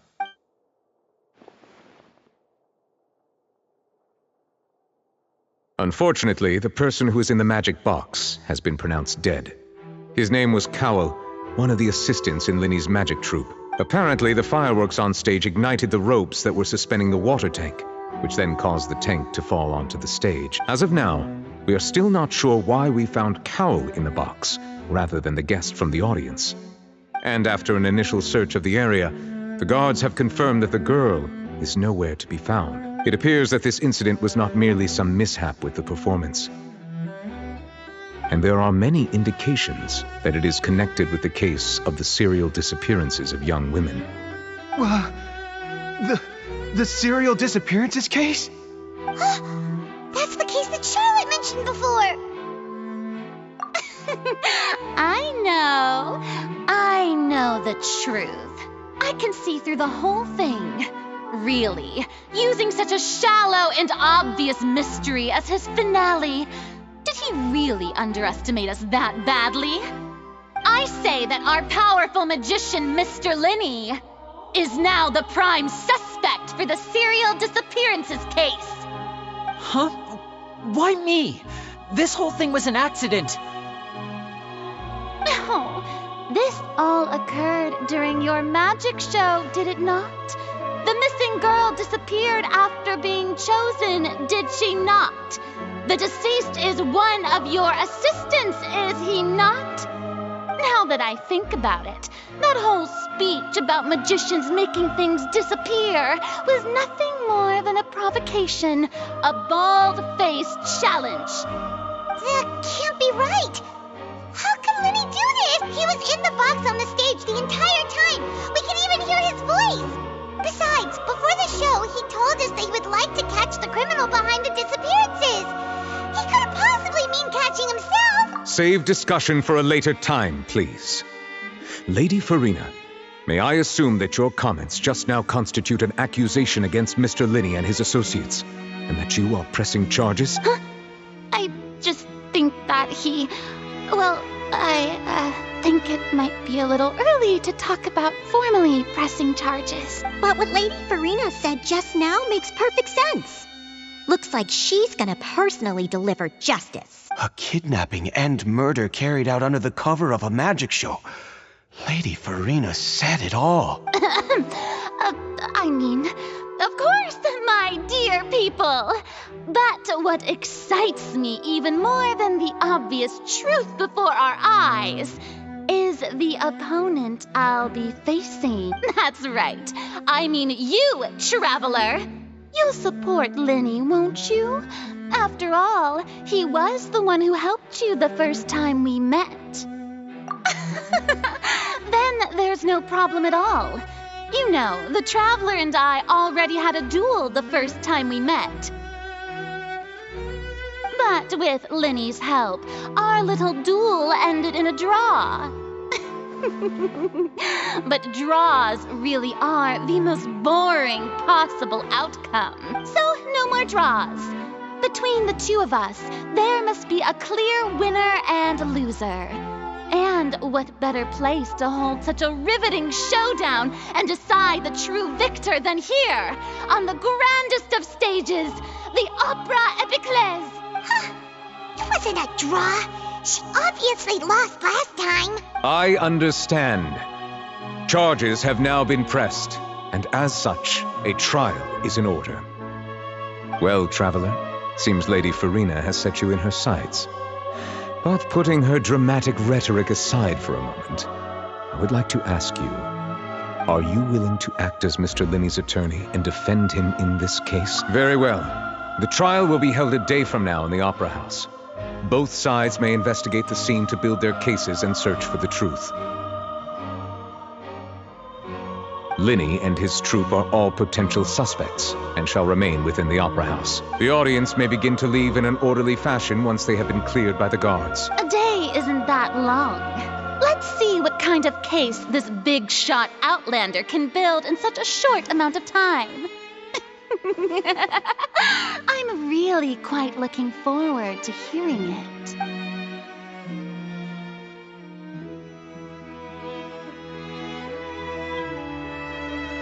Linney! Sorry about everything that happened just now. Were you frightened? Of course! Who wouldn't be scared after witnessing an accident like that? Yeah, I'm a little shaken up myself. How could this happen? And poor Cowl. I know you already claimed that you would defend me, but now it's just us talking. Tell me, do you think I could possibly be the murderer? Good to hear. Thank you so much for trusting me. I'm sure everyone sees me as the biggest suspect at this point. But if you ask me, the whole thing is mysteries layered upon mysteries, such that all that's left is confusion. I don't know whether what happened there on the stage was purely an accident or not. And I don't know why poor Cal was in the box. As for how that girl chosen from the audience could suddenly disappear, I'm afraid I don't have any answers either. If someone tampered with my performance, then we need to figure out what they did. Even a skilled and knowledgeable magician like myself couldn't pull all that off in just 1 minute. Which is precisely why we need to investigate. As this book says, the impossible could not have happened. Whatever happened must have been that which is possible. Paimon bought them when we were reading at the bookshop in the city earlier. Pretty cool, huh? Don't worry, Paimon used her own savings to buy them. It wasn't from our travel funds. I think they look cute on you, Paimon. You have good taste, Lynette. That's the right attitude. Feeling depressed isn't going to help me now. I need to get back to my normal self. But with the guards watching our every move, it's going to be especially difficult for Lynette and I to prove our own innocence. Good thing you agreed to be our attorneys. Thanks for that. We'll be counting on you. Yes, thank you so much. Yeah, just leave it to us. Oh, since we're going to start investigating, Paimon has a question first. Where did Lynette go during the performance? Ah, well, I'm afraid that would involve some of our essential trade secrets as magicians. The secrets behind our magic are past saving, Linny. I suppose you're right. The truth behind our tricks is going to be important evidence that will be weighted during the trial. 'Tis truly a pity. As a magician, our magic show is a work of art. We've poured countless hours and spared no effort in perfecting it. But if revealing our secrets will help you uncover the truth behind what happened, then it will be well worth it. We should go somewhere else if we're going to discuss our magic tricks. We'll go speak with the guards, and in the meantime, you can go investigate the stage and the seating areas. Alright, let's go have a look while the investigation teams are still here. Detective Paimon is on the case!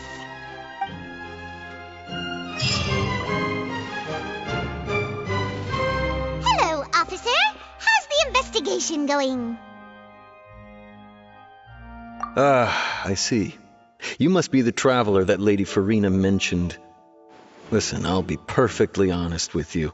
I'd avoid getting mixed up in this whirlpool of a mess if I were you. Huh? What do you mean? Come with me and you'll see. The deceased is one of Linny's assistants, named Cal.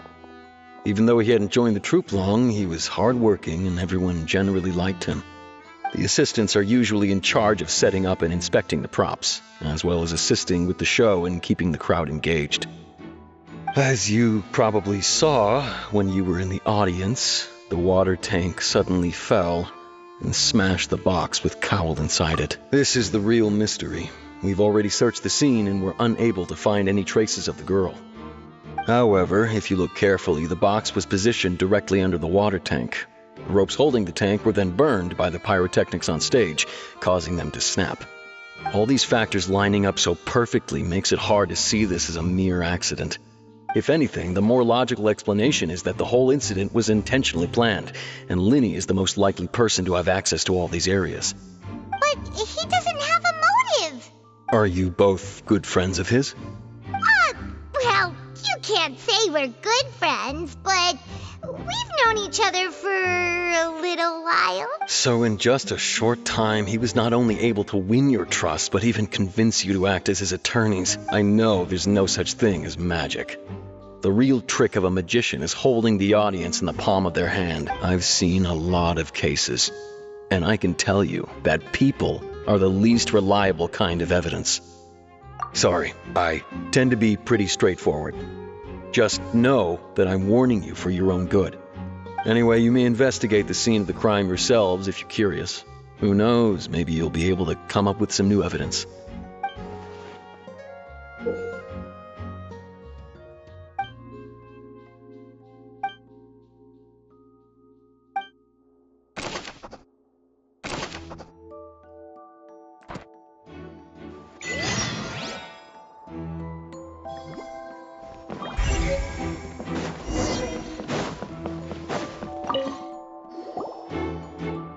The investigation team has some new findings.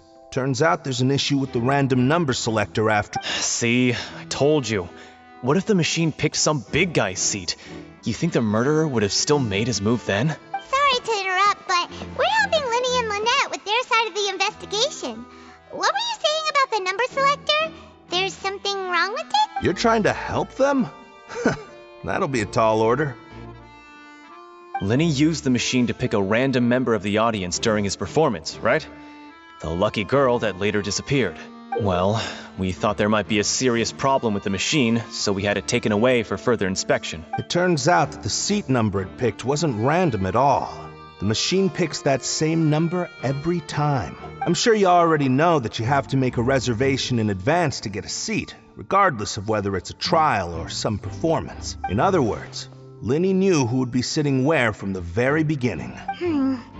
That much checks out. Linny reserved our seats for us, too. Bet you see why I was saying it'd be tough to make a case for Linny.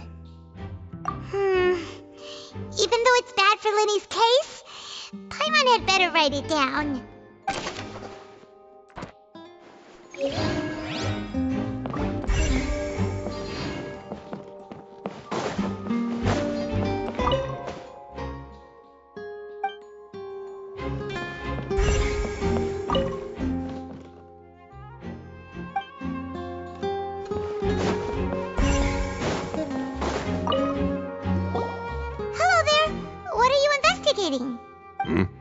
Oh, this location has also been cordoned off because the Magic Troupe members are currently considered prime suspects.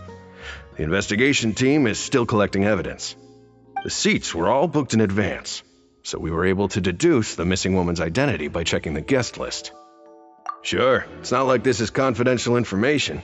We will publish it later anyway when we petition the public to help us find the missing person. Her name is Halsey. She's a painter from Fontaine who's made a bit of a name for herself.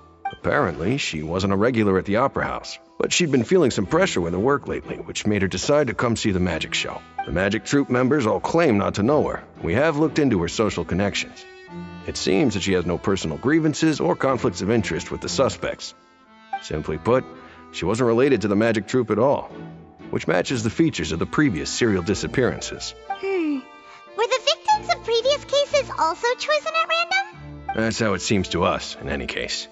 Apart from the fact that they were all young women of around the same age range, there really weren't any other connections between them. Okay then. No need to be so formal. If you do happen to see the missing girl, please be sure to contact. It is of utmost importance that we get to the bottom of these disappearances.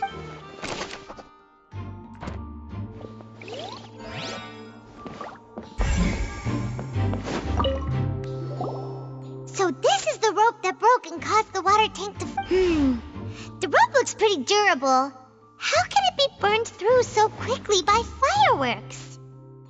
Why are you suddenly so serious, Traveler?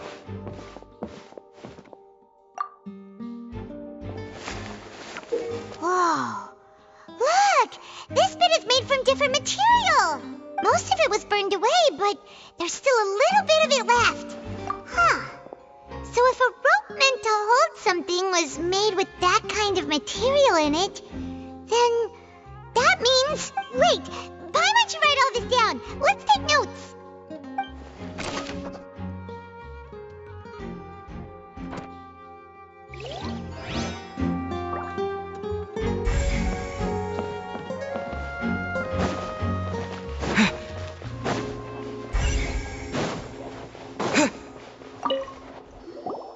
I see that you're investigating the area. Well, it just so happens that I'm interested too. If you find any new and interesting leads, be sure to share them with me, alright? We don't have too many thoughts yet. Then why don't I tell you my hypothesis first? The way I see it. And I'll start it with that loud thud. The thud? Oh, you mean the sound that happened during the countdown? Yes, exactly. It wasn't terribly loud, but I suspect that most people heard it. It's just that everyone was awaiting the results of Linny's trick with bated breath, so no one paid it much mind.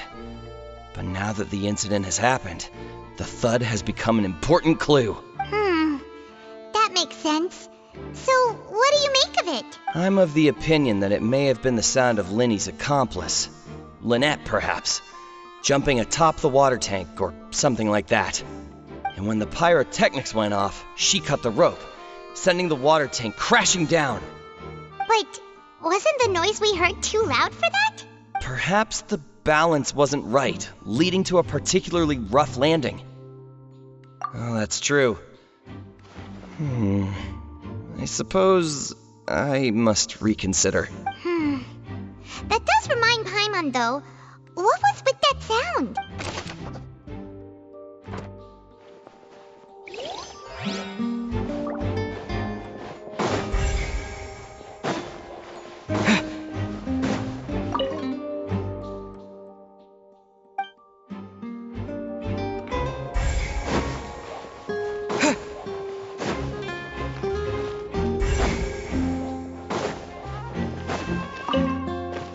Linny's still talking to the guards. I think someone will be assigned to...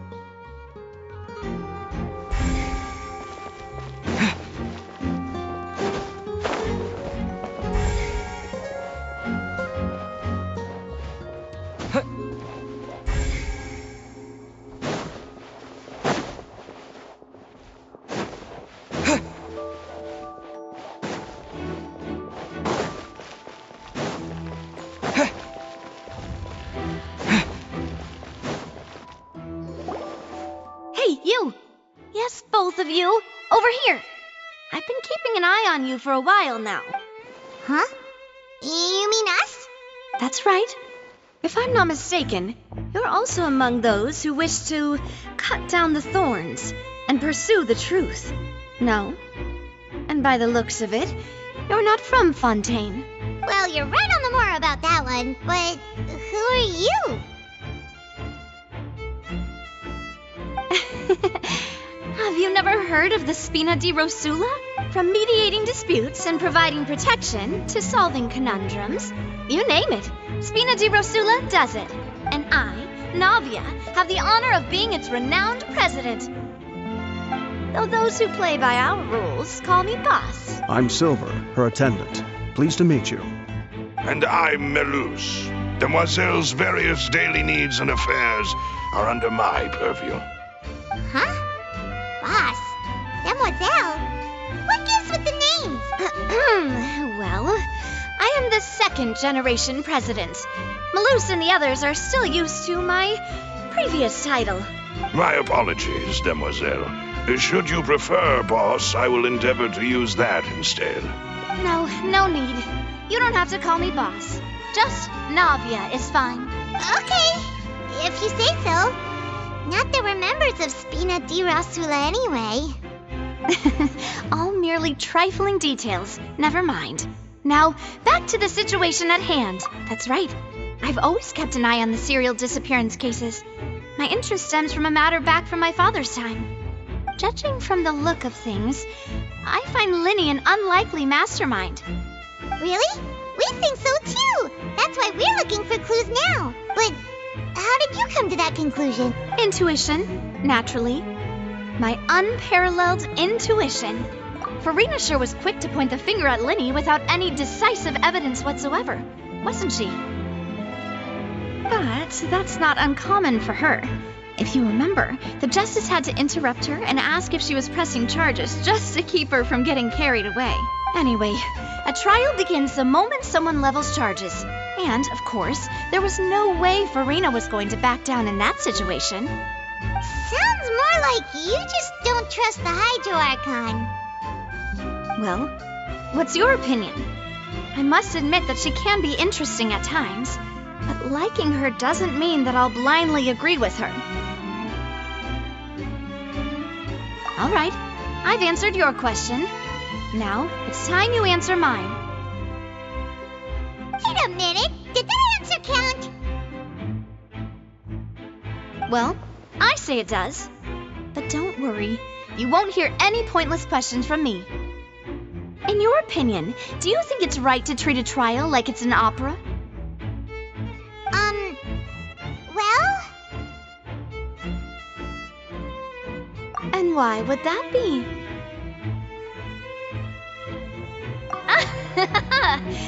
See, Silver and Maloose? I told you they'd be different. Most astute of you, demoiselle. I too think that the traveler's response was most excellent.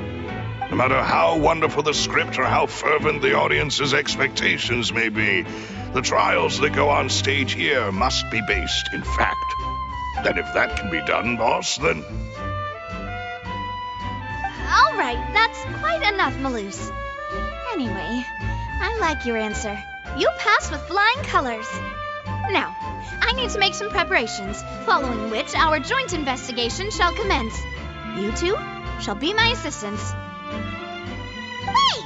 Since when did we become assistants? Well, I can be the assistant, sure. Or your companion, if you like. I'm really not that fussy. That's more like it. Far be it from me to brag, but I believe that Demoiselle's intuition will be instrumental in uncovering the truth. You wish to save a friend from false accusations, and we wish to unravel the disappearances. In this sense, our goals are aligned. You have a point.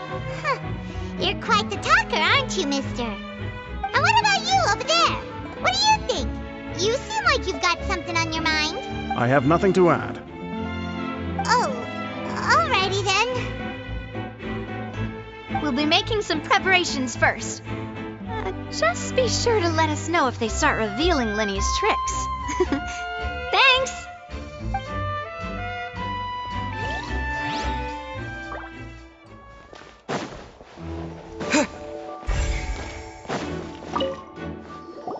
Sorry, but no one can freely enter or exit the Opera House at the moment. If you wish to leave, you must register your identity with us first. No, we're not leaving. We're representing Linny and Lynette as attorneys, so we're investigating the case. Were you always guarding this entrance? Yes. After the Chief Justice gave the order, everyone coming in or out must undergo a strict inspection. So the missing girl couldn't have left from here. At least, not from that point on. I doubt there was much opportunity then either. How can you be so sure, Well, because I was in charge of security near the entrance at that time. I couldn't see Linny's performance from here, which was quite a shame. Just my luck, but still, I did not abandon my post. And I stayed put no matter how loud the applause was. If someone had so much as even approached the door, I would have noticed it, let alone if they had tried to leave. We Melusines are good at that sort of thing, you know. So, it's safe to say the girl couldn't have left through here. Alright, thank you for your help. This will be useful info.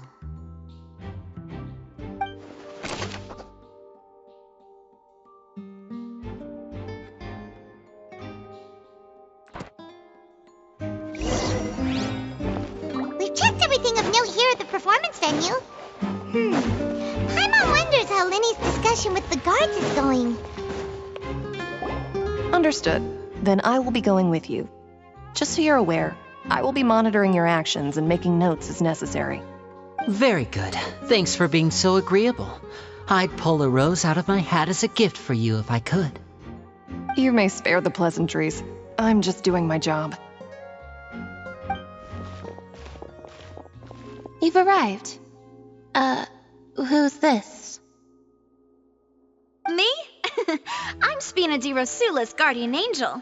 If you've got a problem, I've got the firepower. Sorry, I got a little carried away there. Call me Navia. I'm a partner of theirs, and we'll be helping investigate this whole situation. And these are my companions. Would you mind if they join as well? Fine by me. Oh, new helpers? I would be most grateful. Well, let's just say we're tagging along. It's not every day you get to see the secrets behind magic performed on such a large scale. I appreciate your kind interest. Come with me. We'll be heading below stage. Huh? Below stage? Yes, a world of secrets is hidden beneath this magic box, prepared specifically for this switcheroo trick. But before I reveal everything, you should have a look first. Notice anything strange here?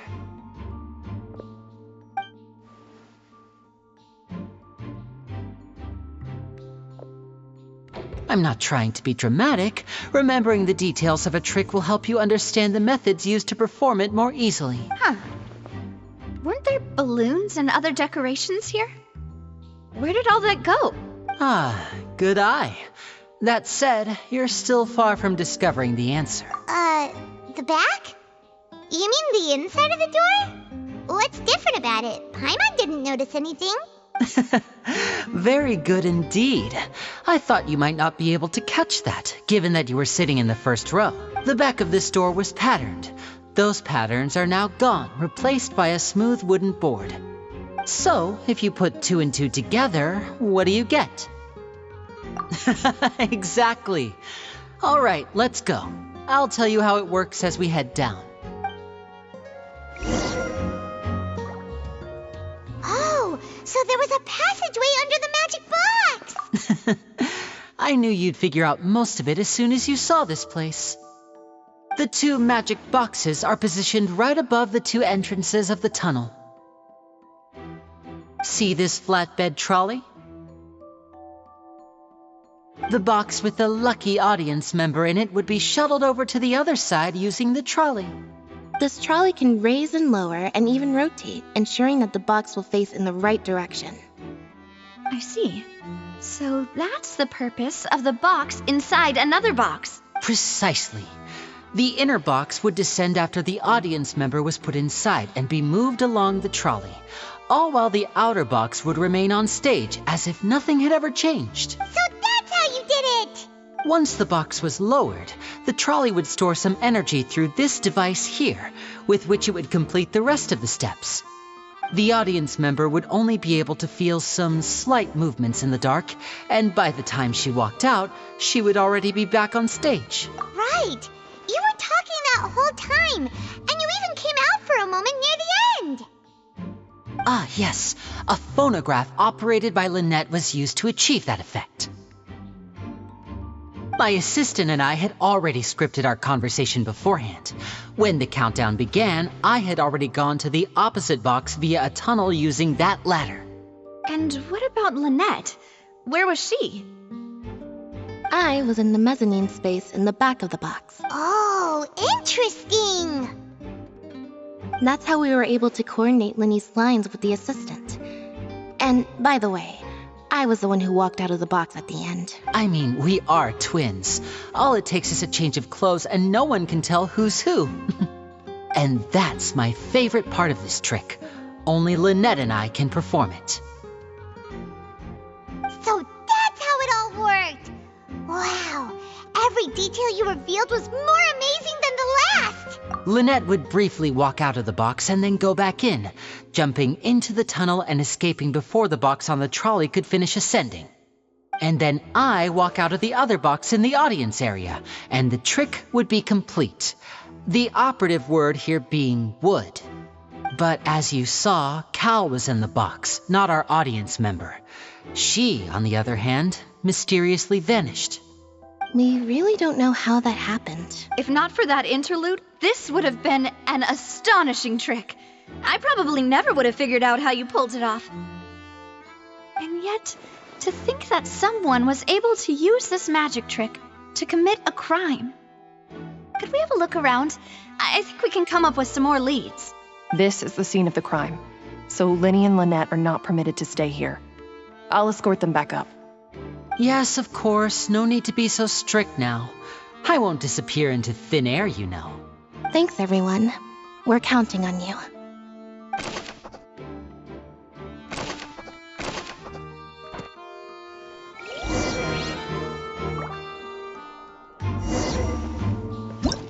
Whoever the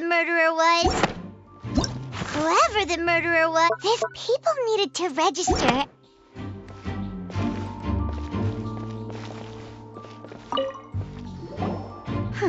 Looks like a hook tied to the end of a rope. Huh? There's all kinds kinds of odds and ends he... Perhaps it was a prop for a different trick. But why would it have been left here? Whatever it is, let's make a note of it first.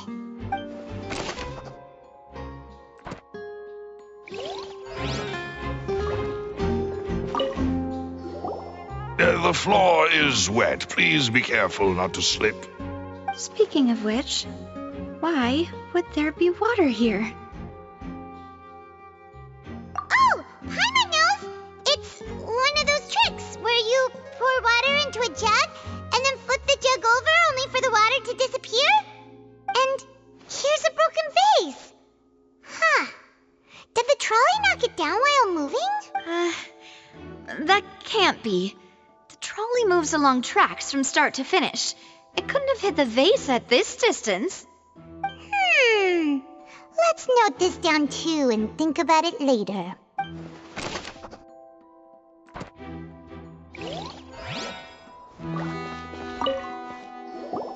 Oh, these are the clothes that the lady chosen from the audience was wearing, right? Her clothes are here, but she's nowhere. Right. And do you really need to do that if you're kidnapping them? Ugh, this is so confusing. Paimon doesn't want to be a detective anymore.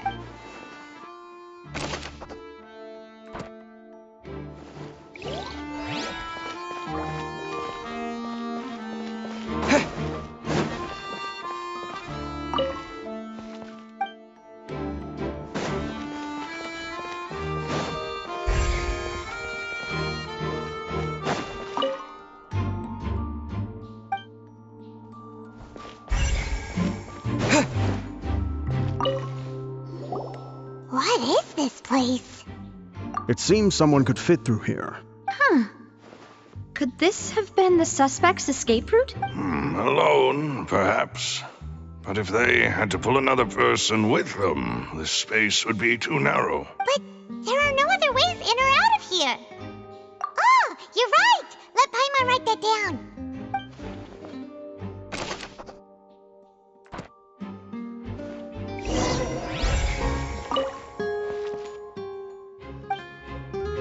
Seems we're just about done investigating down here. Yes, let's head back up.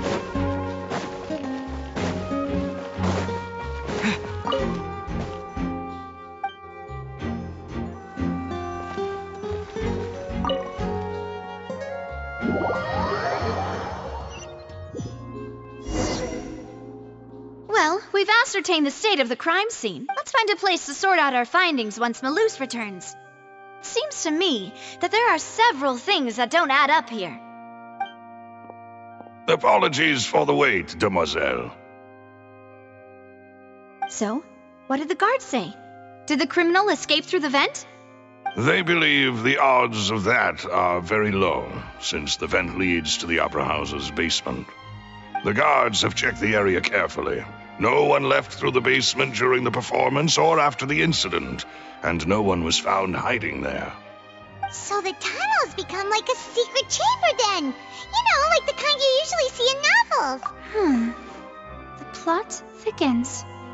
Halsey's disappearance and Cowell's death are both quite inexplicable. No wonder Farina was so confident in her accusation. All the current evidence points toward Linny and Lynette. In other words, the charges are very likely to be upheld unless we make some considerable progress. Charges and then trial. So if the charges are upheld, they'll announce a sentence? That's right. This is how a trial goes in the Opera House. During the proceedings, the Chief Justice and the Oratrice will hear statements from both sides. That's right. This is how indemnitium is produced. The statements from both sides, the defenses from attorneys, witness testimonies, and even the audience's emotions will all be projected on the Oratrice. To put it simply, it's as if the Oratrice has its own will and is a judge in its own right.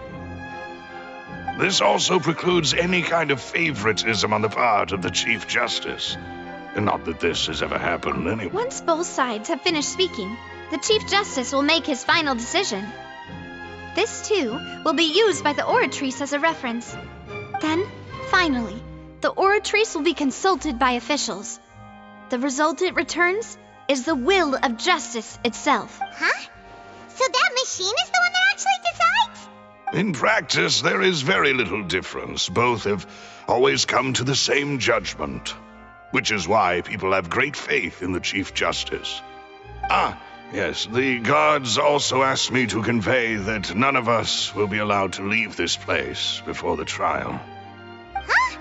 Why? Because we've chosen to act as the twins' proxies. That makes us persons related to the case.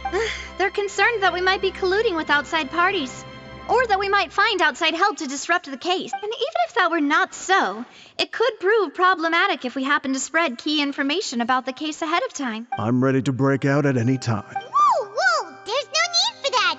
Paimon thinks they have a point. That said, are they providing food? Of course. I just hope you don't mind the lack of options. I'm afraid that catering to all tastes is not in the cards, nor is any guarantee of balanced nutrition. In that case, let's just sort out our findings together here. Pity. I was hoping to take you to try some of Fontaine's famous desserts, too. I mean, what better way to properly think through our findings than over some tea and sweets? Huh. Breaking out suddenly doesn't seem like such a bad idea after all. Just kidding! Just kidding! Paimon will still do her best, even if there are no snacks. What do you mean, no snacks? Of course we'll have snacks. If we cannot buy some, then we'll simply make some. Huh? Here? But how? Understood, demoiselle. Everyone, please come with me.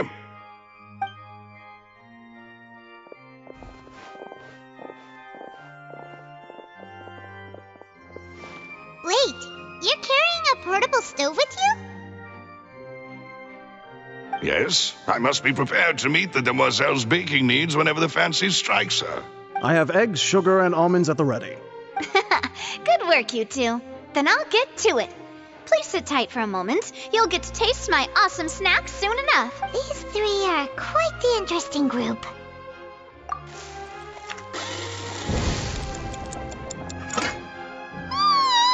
And Paimon thought it smelled good while it was still in the oven. Oh, it's even better now. Paimon can't stop drooling. From the way you had these two guys carrying all that stuff around, Paimon thought you'd have them do more during the baking process. But you ended up doing the entire thing by yourself.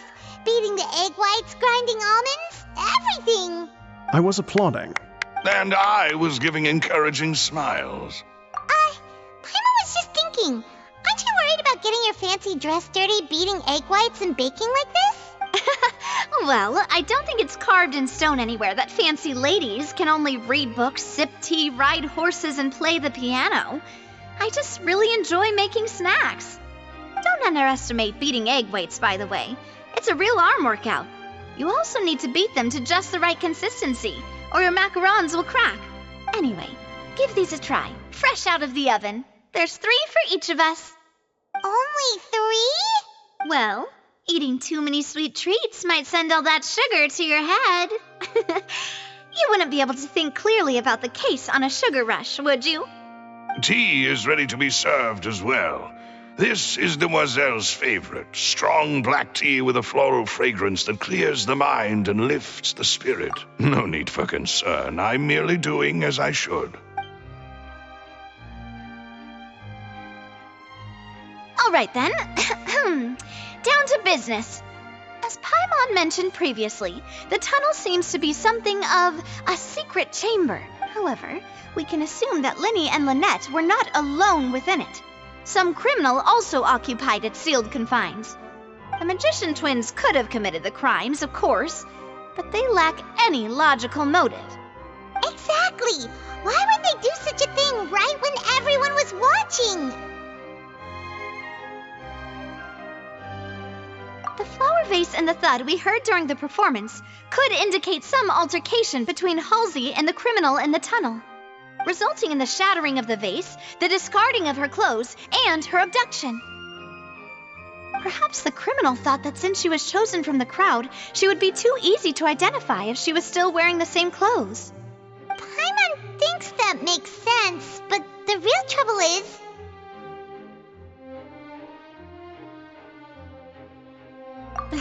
True. None of the clues we found thus far support the existence of this third person. But the only people left to consider are both technically victims, whether it's the missing girl, Halsey, or poor Cowl. Huh. Could Halsey have secretly made modifications to the magic props in order to murder Cowl before making her escape? That's right. And even if she had tampered with the setup, she would need to understand the entire trick to pull it off. Nor does she have any motive. The guards said that she has never had any dealings with the Magic Troop's members. Were we not thorough enough in our search? From the sound of things, this is turning into an impossible case. Your macarons are amazing, though, Navia. They smell great! They're nice and crisp and super sweet! They are my specialty, after all. And I see you've already had 5 of them. What? 5? Oh, that can't be right. Paimon only counted 3, honest!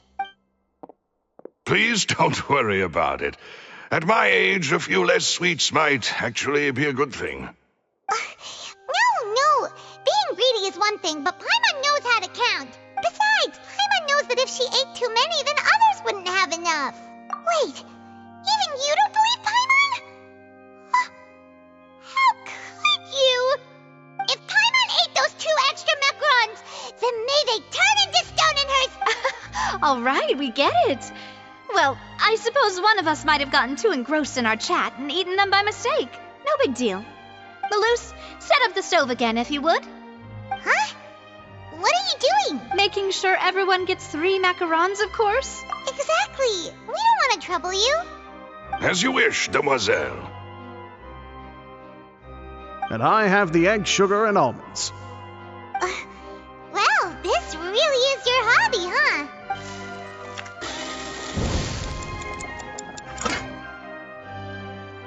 Well, that's it for snack time. I'm going to have another look around the area. I don't know what we're looking for yet, but we've still got some time. As attorneys, I suggest the 2 of you think the case over again. It would be awkward if you got all tongue-tied on stage during the trial. All right, thanks for your help and for the snacks. It was nothing. A small task for the Spina di Rosula. Silver, Maloose, it's time to go. I'll be back if I find anything new.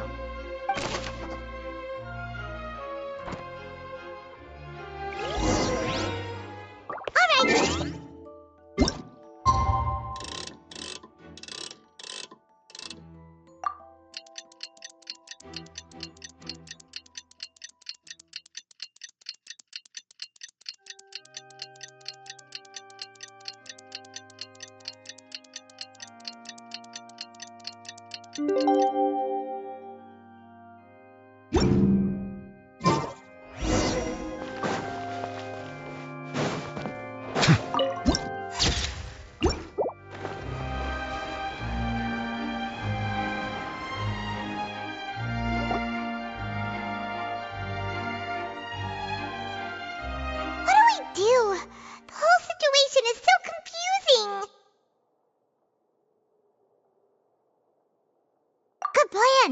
Impossible things don't just happen. We'll get to the truth one way or another. Just relax. Even if everyone else suspects Lenny and Lynette, at least we will be supporting them from the stands. Besides, I doubt Farina understands any more about what happened than we do. Thanks, Navia. Well, we'll be going then. Best of luck to you.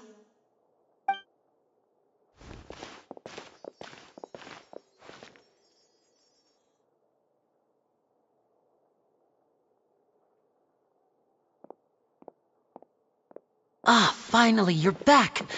Well, how did your investigation go? To be honest, you might be disappointed.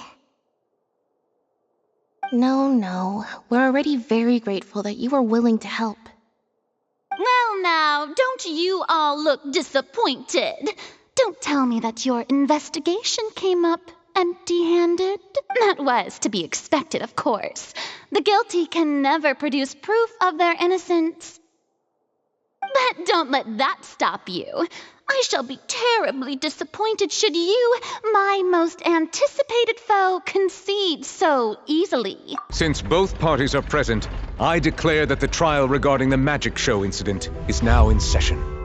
Firstly, in order for the audience to understand the causes and results of the incident, could we please have Mr. Linney explain the trick?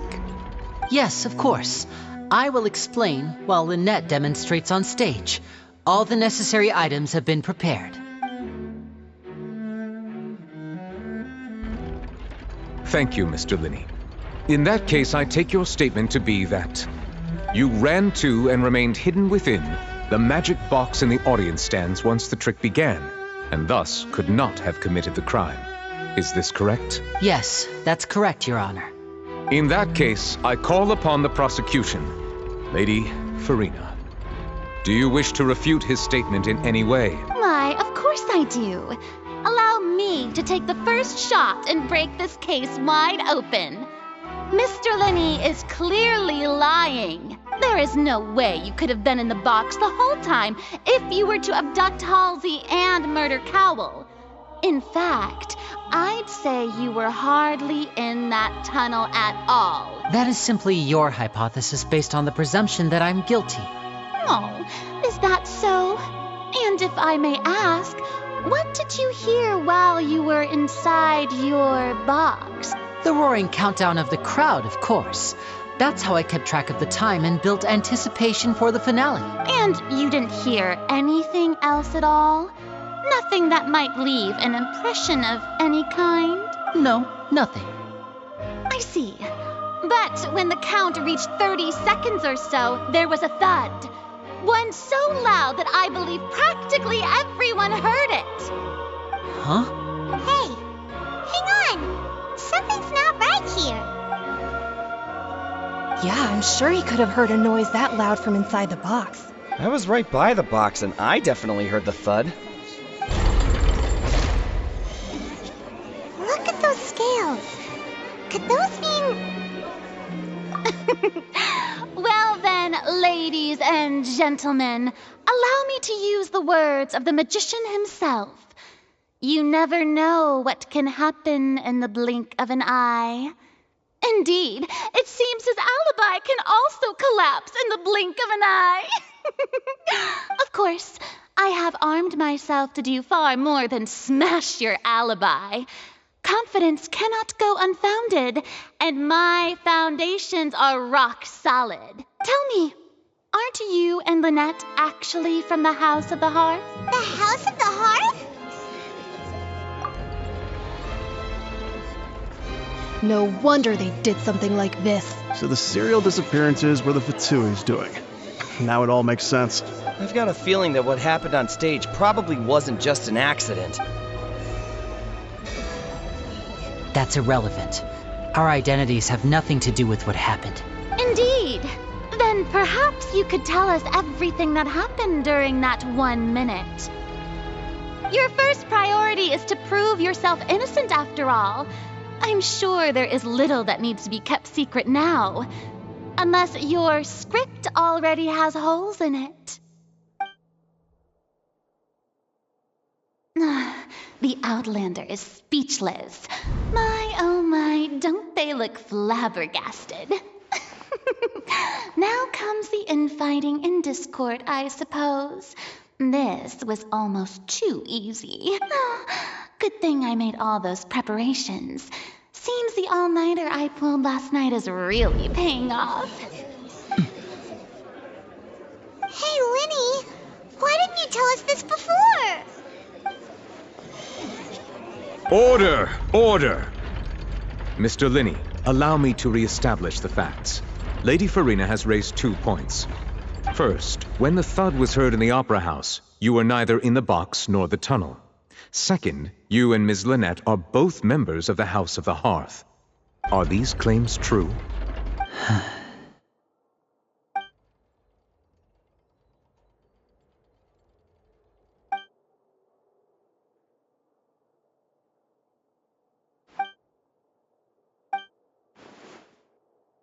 Please answer my question, Mr. Linney. I'm sorry. Yes, they're true, Your Honor. I knew it! Well, that's it. We might as well move on to the sentencing already. What should we do now? Granted. In that case, what is your request? Is that really necessary? They're already as good as guilty. The defendant deceived their own attorneys.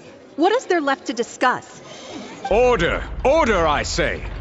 Your request is reasonable, and we shall adjourn. This trial will reconvene in 1 hour. So you would stick to Mr. Linney's defense even after knowing what you do now? You certainly have more professionalism than I thought. In that case, my dear audience, let's allow the joy of victory to steep for a little while longer.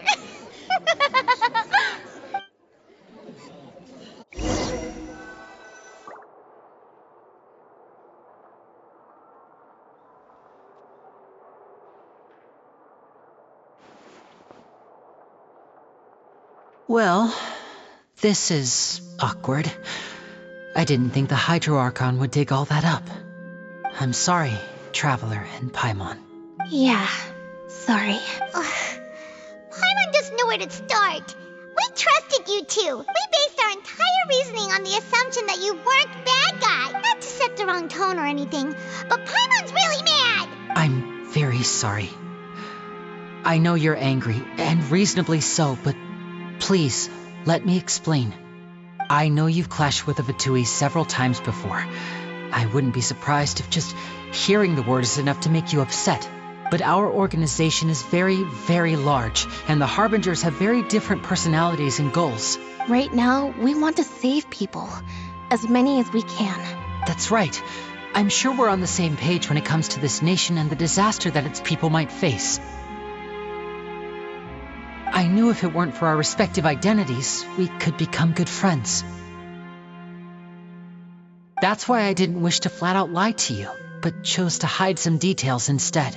The truth is very important, but being completely transparent about everything would see us spending more effort than we need to. Right. So, you be the judge. Heck, if I were you, I fear that I'd even struggle to trust me at this point.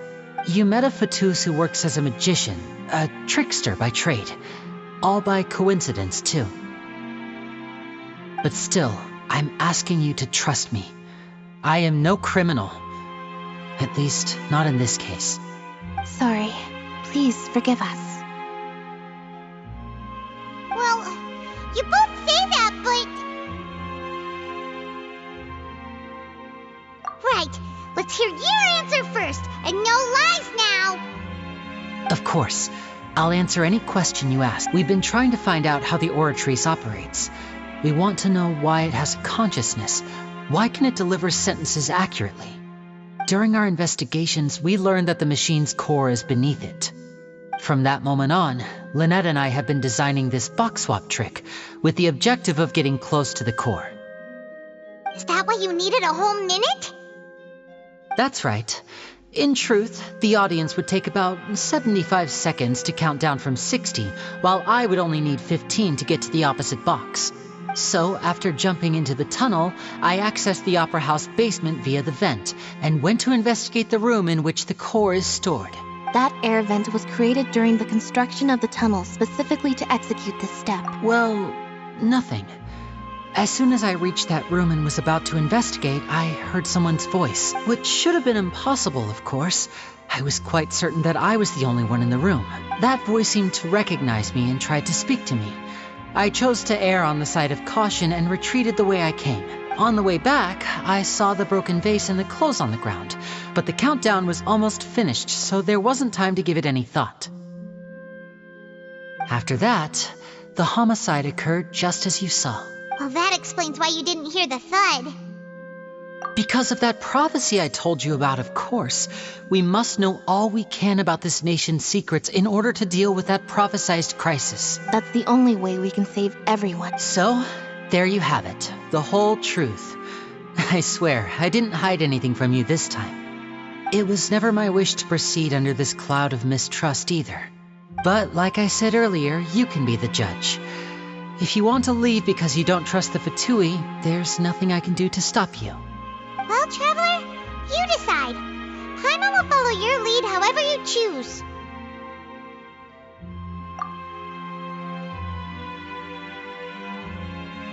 Okay, thank you. Thanks for giving us a chance. The current problem is that the scales are tipped pretty badly against you two.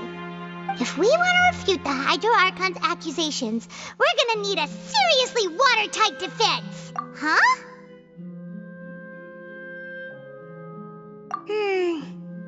Oh, Paimon thinks she gets what you mean.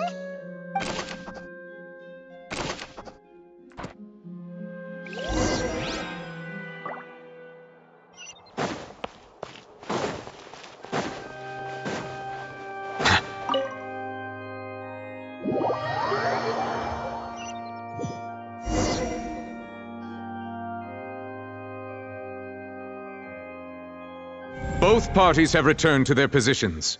Let us continue the trial. When last we left off, Mr. Linney acknowledged the new evidence presented by Lady Farina as fact. Therefore, Lady Farina may continue stating her reconstruction of the events. That took long enough. Now then, if everyone would lend me their attention. At this stage, let's revisit that scene from Linney's perspective.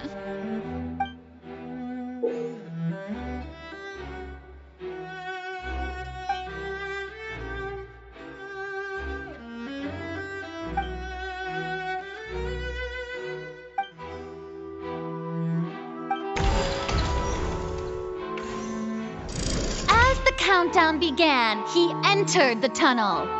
When the flatbed trolley passed, he opened the box and got into an altercation with Halsey, which caused the loud thud. He did not realize that this sound could be heard by everyone in the opera house, which is why he claimed earlier that he could not hear the sound.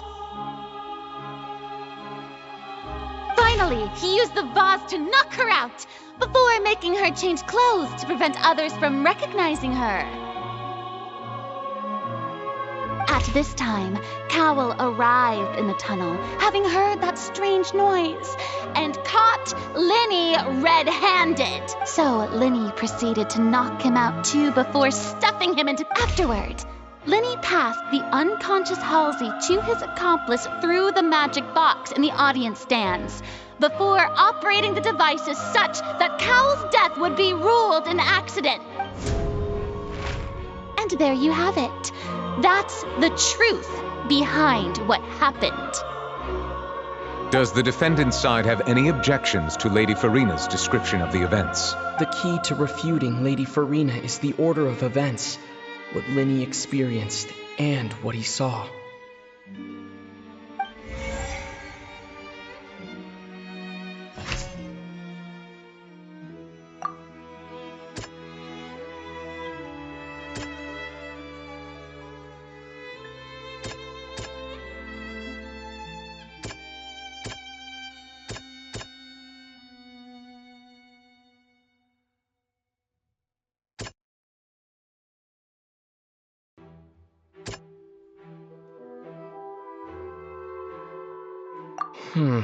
Seems that...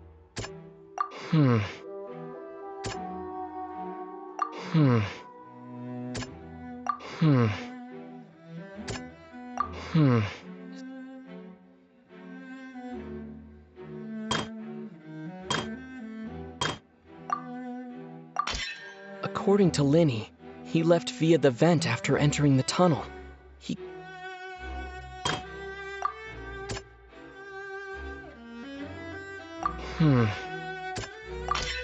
Linney went to the room that contains the Oratrice's core. This is the actual truth.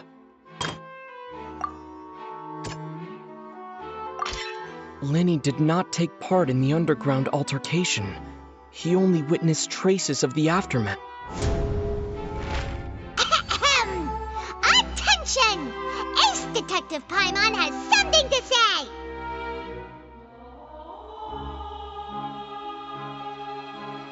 When the countdown started, Linney did indeed go into the tunnel. But he he immediately used a vent to access the Opera House basement, which is where the underground core of the Oratrice is stored. Once he reached that area, he heard a voice in what should have been an empty room. Since he felt something was amiss, he returned immediately. The crime scene had already developed by the time he reached the tunnel again, and in order to complete the magic trick, he did not remain there for any length of time. Finally, he reached the surface, and that was when the accident happened from his point of view. Therefore, he's innocent!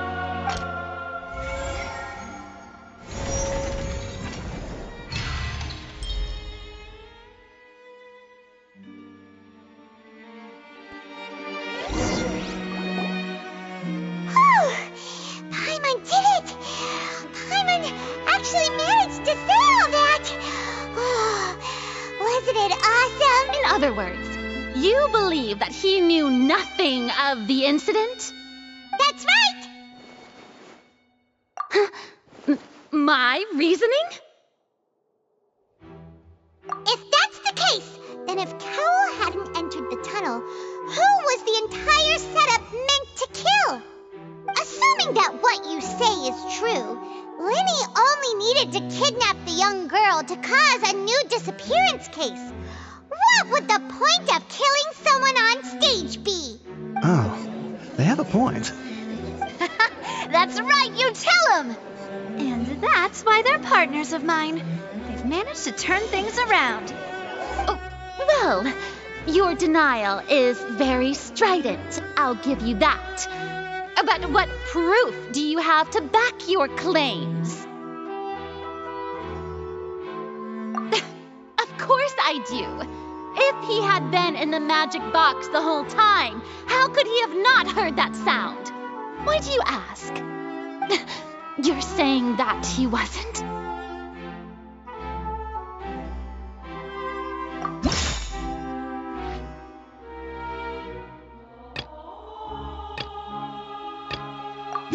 Are you sure we don't need to give this more thought?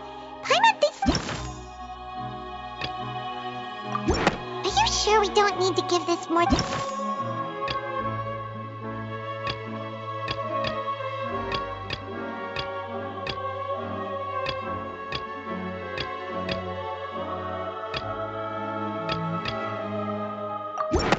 That's right!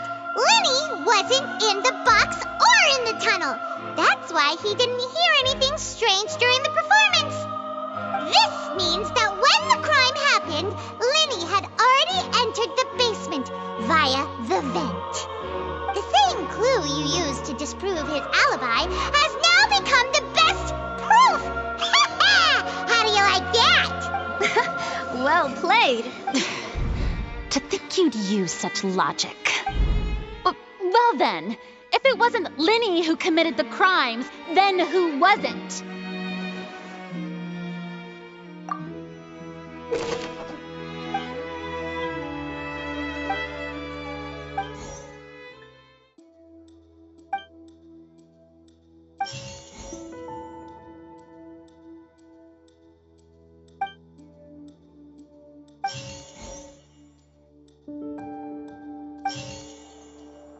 Halsey is the missing person and an ordinary audience. The deceased's name is Cowell, Linny's assistant. Could there have been a third person involved? The deceased's name is Cowell.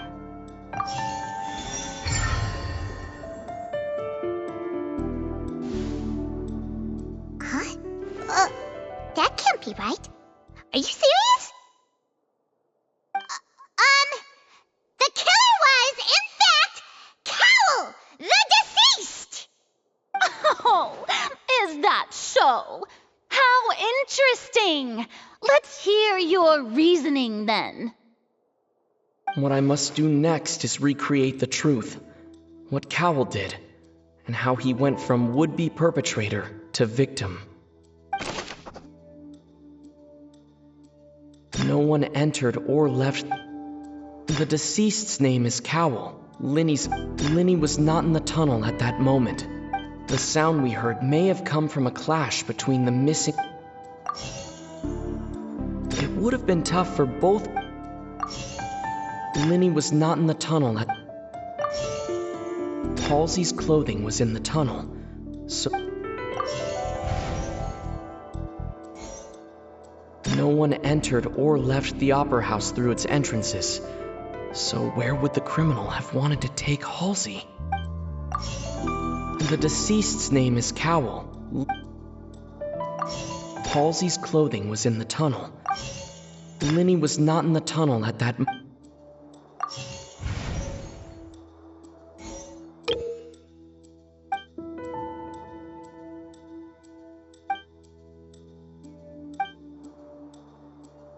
The deceased's name is Cowell. Halsey's clothing was in the tunnel. The sound we heard may have come from a clash, but Linny was not in the tunnel at that moment. The sound we heard may have come from a clash between... It would have been tough for both people to fit into that vent.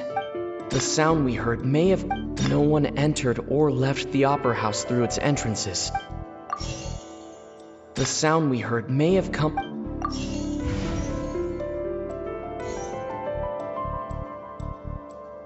Halsey's clothing was in the tunnel. It would have been tough for both people to fit in. Halsey's clothing was in the tunnel. The sound we heard may have come from a clash, but... The deceased's name is Cowell. The deceased's name is Cowell. It would have been tough for both people. No one entered or left. Halsey's clothing was in the tunnel. It would have been tough for both.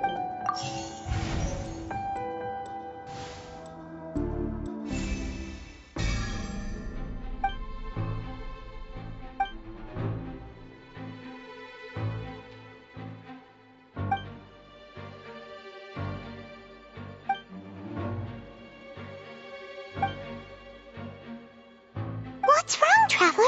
Are you still having trouble figuring? I see how it is. So this was all just a bluff. And here I thought you had something to show for it. But it seems you're still far from the truth. Look, since we're at a dead end, why not consider a different track? Just like the trick as it transpired, the end result must have been utterly different from the magician's initial design. If only we knew how Halsey disappeared. Well, that would be nice, but the tunnel only has 3 exits, and none of them seem very likely. And it's not like this is a magic trick where you can just make a real live person disappear. You know, like you did from that water tank. Excuse my interruption, dear opponents, but do you not see that the crowd is growing impatient? There is no greater sin in this opera house than an awkward delay in the performance.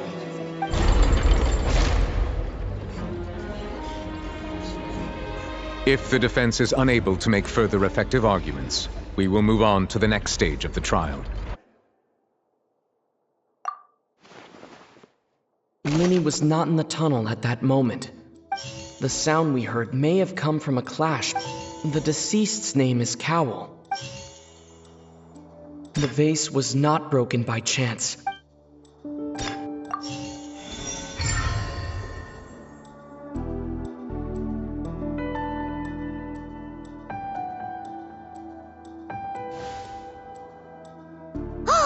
Paimon gets it! It all comes together if Halsey disappeared instead of being kidnapped.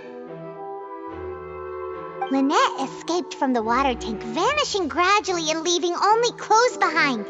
If there's a similar method where a person could be transformed into water... Just a moment, please. I do hope you know how preposterous you sound at the moment. How could a person ever be transformed into water? This is reality we're talking about here, not some magic trick. Must we really? I should think that of anyone. Your friend Linny already knows this truth very well. Magic tricks are ultimately just illusions and misdirection. But Halsey's disappearance is very real. We're talking about 2 completely different things. Even so, I trust the traveler's judgment. The truth must be out there somewhere. Perhaps some new line of reasoning may open if we try to gather all the focal points that don't make sense. Since Cal was the deceased, we haven't placed much attention on him. But given that we aren't making much progress with the case, it wouldn't hurt to have a look at his belongings, would it? People really do come up with all sorts of harebrained schemes when at the end of the rope. The way I see it, your suggestion that we broaden the scope of our investigation is nothing but a tactic for stalling the trial. Nevertheless, I believe that this is a reasonable request on the part of an attorney. Since the trial does indeed appear to be at an impasse, I believe that additional evidence may help us make more progress. Guards, please step into the lounge and examine the personal effects of the deceased, Cowell. We are still examining the items, but we have already made critical progress that we feel must be shared with everyone post-haste. We discovered several test tubes of fluid within Cowell's baggage, each labeled separately. The notebook in his backpack claims that these fluids are water from the primordial sea. The primordial sea? The note's contents also indicate that Cowell belonged to an organization that sells illegal drugs and that he had an accomplice. The notebook has many entries concerning safe usage of these fluids, in which the keyword dissolve appears many times. One of these tubes was labeled Opera Epiclese, along with yesterday's date. It is empty. The notes also state that these dissolution properties work exclusively on people from Fontaine. It's likely that Halsey was chosen as some sort of test subject. As such, we believe that the defense's hypothesis is, in fact, supported by sufficient evidence. You've got to be kidding! People dissolving into water? Could something so ridiculous actually be true? Wait a moment. This reminds me of a certain prophecy, but it's just a coincidence, isn't it? Huh. If people can become water, does that mean that the water tank's real use was as a means to hide water stains? And if Cowell was targeting that girl... Wait just a minute. Could that mean... You two, with me, quick! Demoiselle, wait! What about your partners? Let's go. Just trust me. Order! Order! It is undeniable that further examination of the deceased's personal effects has yielded some surprising results. But we cannot yet verify the veracity of these clues. Still, let us assume that these clues are indeed authentic, albeit with the understanding that Ms. Halsey has yet to be found. Guards, please continue examining the items along these lines. Mr. Linney, it appears your hypothesis is supported by the evidence, so please continue speaking. Of course. Thank you, Your Honor. If we uphold this hypothesis, I believe that many of this case's seemingly unrelated clues can be connected together. Right! Like the metal hook! That one didn't make sense at all. Let's think about this. Cowell's methods must have something to do with that water from the primordial sea. The water from the primordial sea should already... Lynette was in the magic box on stage the entire time. I remember there was something else within... Now it seems like the hook rope was not meant for another... The deceased's name is Cow. The rope that held the water tank up was lit by the fireworks and snapped. As such, the focus here is on the water and not the tank. The water from the primordial... Lynette was in the magic box on stage the... I remember there was something... Now it seems like the...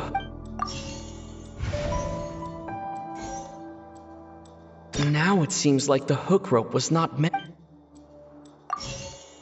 The rope that held the water tank up was lit... The water from the primordial... I remember there was some... Lynette was in the magic box...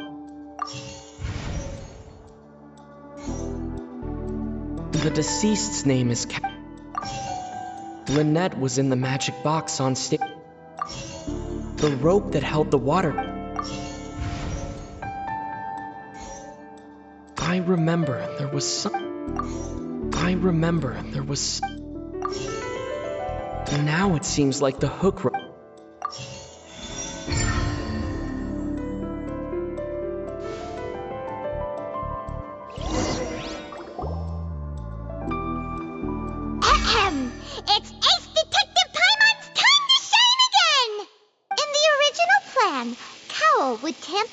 water tank rope and the number selector securing his target. When the magic box containing Halsey was lowered, the metal hook would retract gradually and pierce the balloon at the top of the box.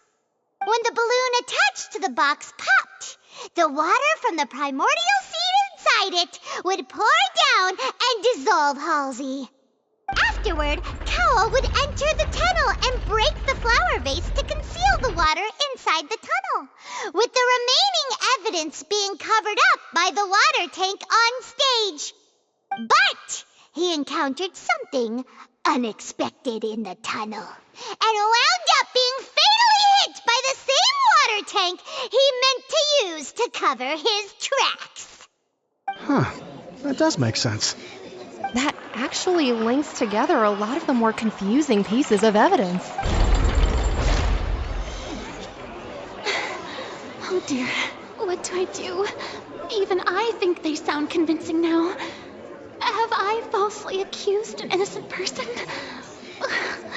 What a humiliation. Now, it seems like the only point of contention remaining is the exact circumstances that led to Cal's death.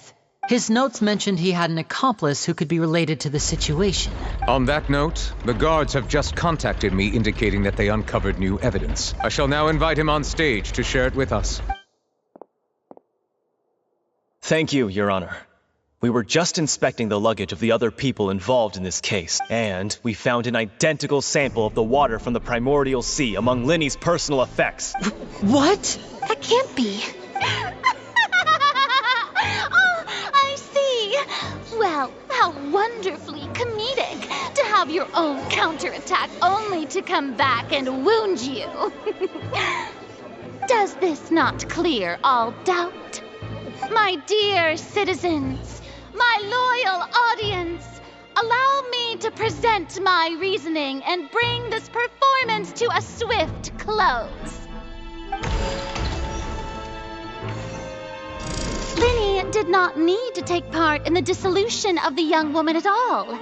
Indeed, he did leave the scene via the vent.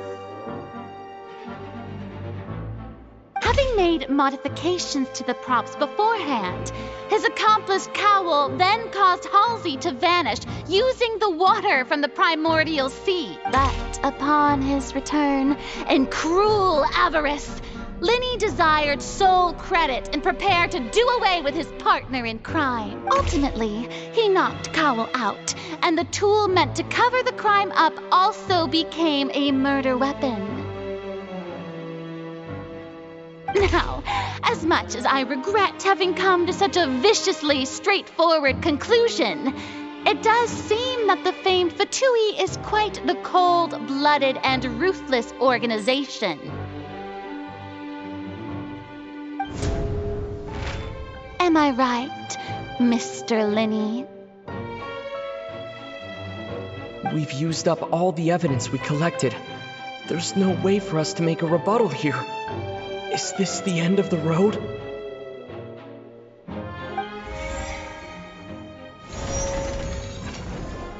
Oh no! Paimon can't think of anything either. It doesn't look like there's any way around this. Seems using the water as new evidence was too good a move. Why did this have to happen now? I think we've all seen enough now. And we have ample witnesses to my flawless reasoning. I believe this is indeed the finale. Now then, my good, noble Chief Justice, should we not, in your view, move... Excuse me, everyone, but I must interject. Miss, I must ask you not to shout and to respect the ongoing legal proceedings. Oh, come on. Don't be hasty. I have a good reason for interrupting, you know. Now, would anyone here like to take a little break from all this debate and see a little magic? I'll show you an amazing trick. One that can bring a young woman who has disappeared back in the flesh, right before your very eyes. Please, do the honors, Mr. Linny, if you would be so kind. What in the world is she saying? No offense, miss, but miracles like that are beyond my scope as a magician.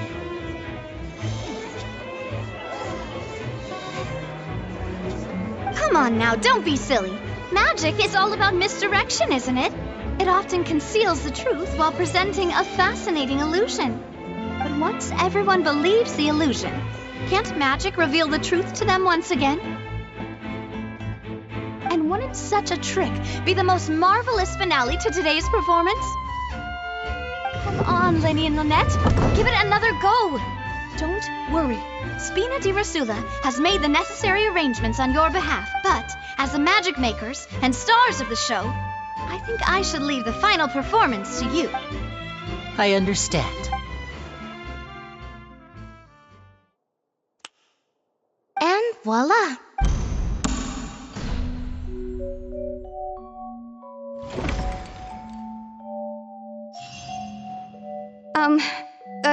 Sorry for the interruption. Wait, isn't that Halsey?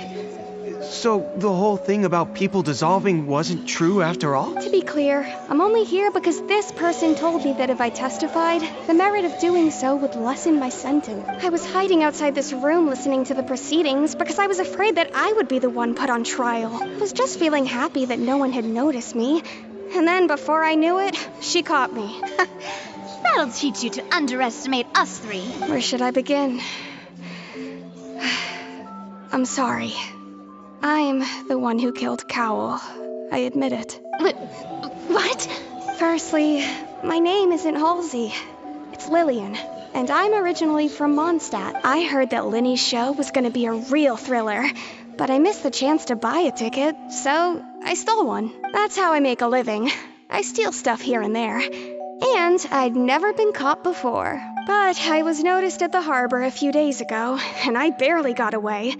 Lenny was the one who caught me in the act. Hey, no wonder you look familiar. So you were the thief! Liddy even mentioned that you were pretty skilled. Well, and I thought that would have been the end of it, but then the number selector chose me. He even mentioned the Fortress of Meripede. That's a prison, isn't it?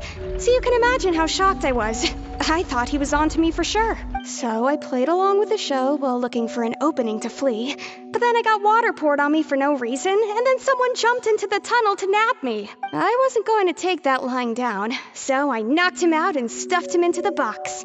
There was nowhere to run from there, though, so I had to change my clothes and hide in a box containing performance costume. I slipped out after the first guard arrived at the scene and continued hiding inside the opera house. Can a person even hide in there? But I swear I didn't know that the water tank would fall down. Really, I swear it. Had I known that, I wouldn't have put him in the magic box. I may be a thief, but I'm no killer. Well, that makes everything pretty clear now, doesn't it? This time, we need to tell the entire story from Lily-Ann's perspective.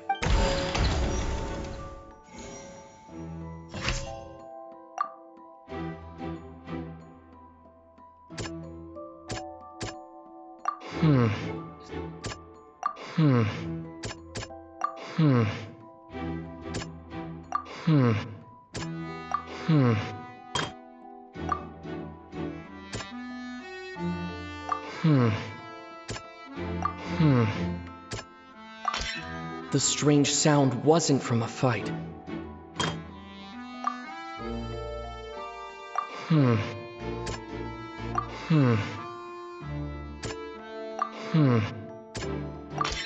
The flower vase was not broken to cover anything up.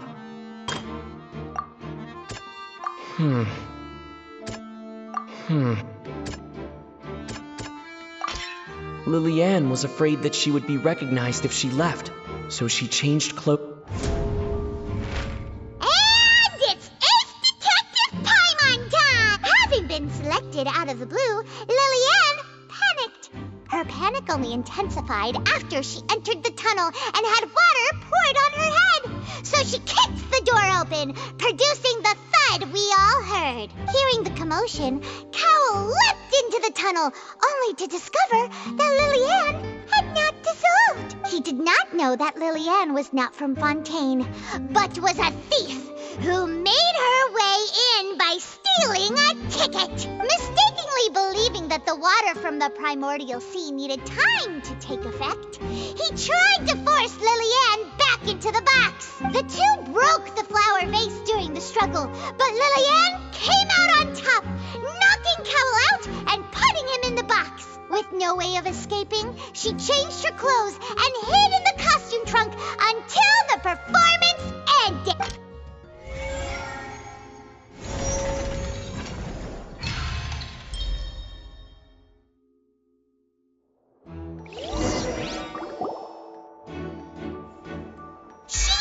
That she would have to go through guard inspection if she tried to leave afterward.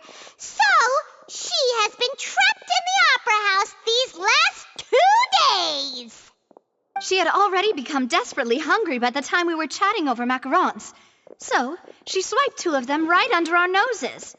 Talk about a sneaky thief. At this point, all the events that happened in the tunnel have now come to light. Ah, so that's the whole story. Bravo! Bravo! Now then, Lady Farina, do you wish to speak against the defense's statements?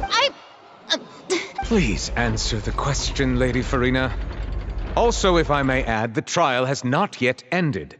As such, I request that the prosecution not leave the room before the proceedings have concluded. What? Are you reading my mind now? No, I have no further arguments. I admit defeat. But really, could you at least have left me with some dignity? Wow, look at that! She's like a deflated balloon now. If there are no objections, then as the Chief Justice of Fontaine, I shall once again repeat the full sequence of events. The actual perpetrator of the serial disappearances, Cowell, selected his next victim from the audience reservation list. With some modifications to the selector, he could ensure that the pre-selected young woman would be chosen. To cover up any evidence while committing the deed, Cowell thought of allowing the water tank to fall, which would conceal the water left behind after the young woman was dissolved. He also tampered with the rope suspending the water tank, using the fireworks at the end of the performance to cause the tank to drop and hide the watermarks. He poured the water from the primordial sea into a balloon during the preparation of the magic box and stuck it to the box's lid. Finally, he passed the prepared hook on a rope through the gap in the magic box's door when bringing the young woman to said box. When the magic trick officially began, the box containing the woman was lowered into the tunnel, tightening the hook rope and bursting the balloon containing the water. If all had gone to plan, the young woman would be dissolved at this time. However, Lillian was not from Fontaine, and thus fled the box with a loud noise. Realizing that there was trouble, Cowell entered the tunnel and met Lillian. Thinking that the waters had not yet taken effect, he decided to proceed. However, his opponent was more capable than he thought, and he was overcome, knocked unconscious, and placed into the magic box, and thus became his own final victim. Lillian, according to her own statements, then changed clothes and hid until the performance ended, before hiding in other parts of the opera house. As for Linny, he was in the underground structures within the opera house, and was thus ignorant of these happenings. From this reconstruction of events, we can conclude that Linny, the accused, is in fact innocent. While there is much in Linny and Lillian's conduct that should still be investigated separately, this case, at least, can be handed over to the Oratrice to make the final decision.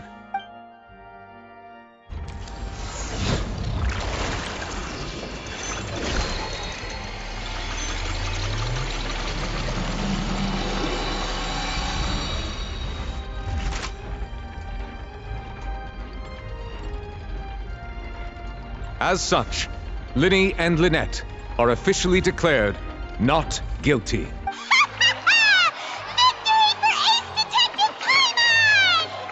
Great work, partners. Thank you all. Thank you so much.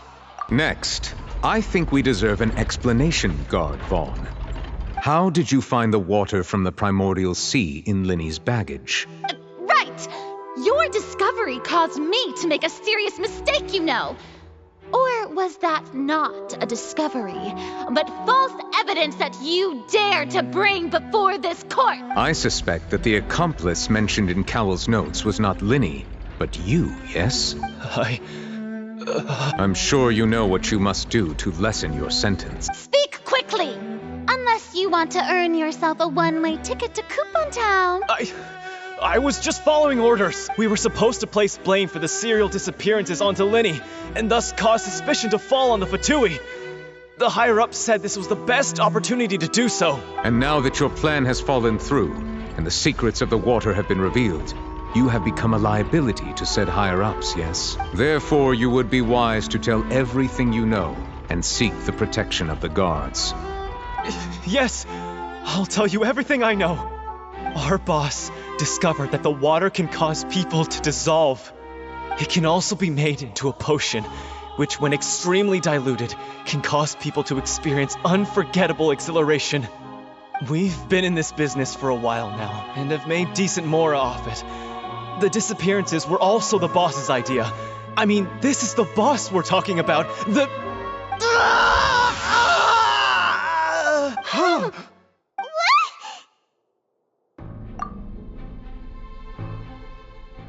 And now he can no longer talk. Such ruthlessness. I shouldn't have expected any less of them. An outrageous act. All present, please submit to inspection immediately.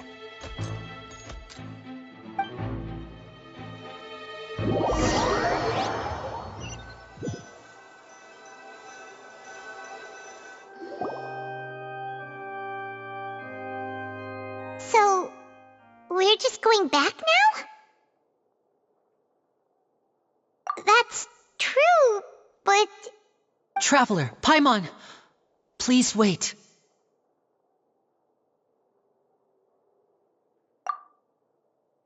Linny... I know you may not want to speak to me right now. Maybe you don't even want to look at me. But still, let me thank you again for defending me to the end, even after you learned that I'm a member of the Fatui.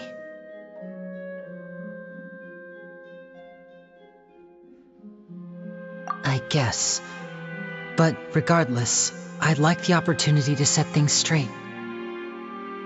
I didn't approach you with any ulterior motives or ill intent.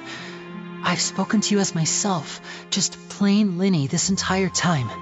As for why I'm a Fatus, it's because the goals of the House of the Hearth align with those of an orphan like me. That's all.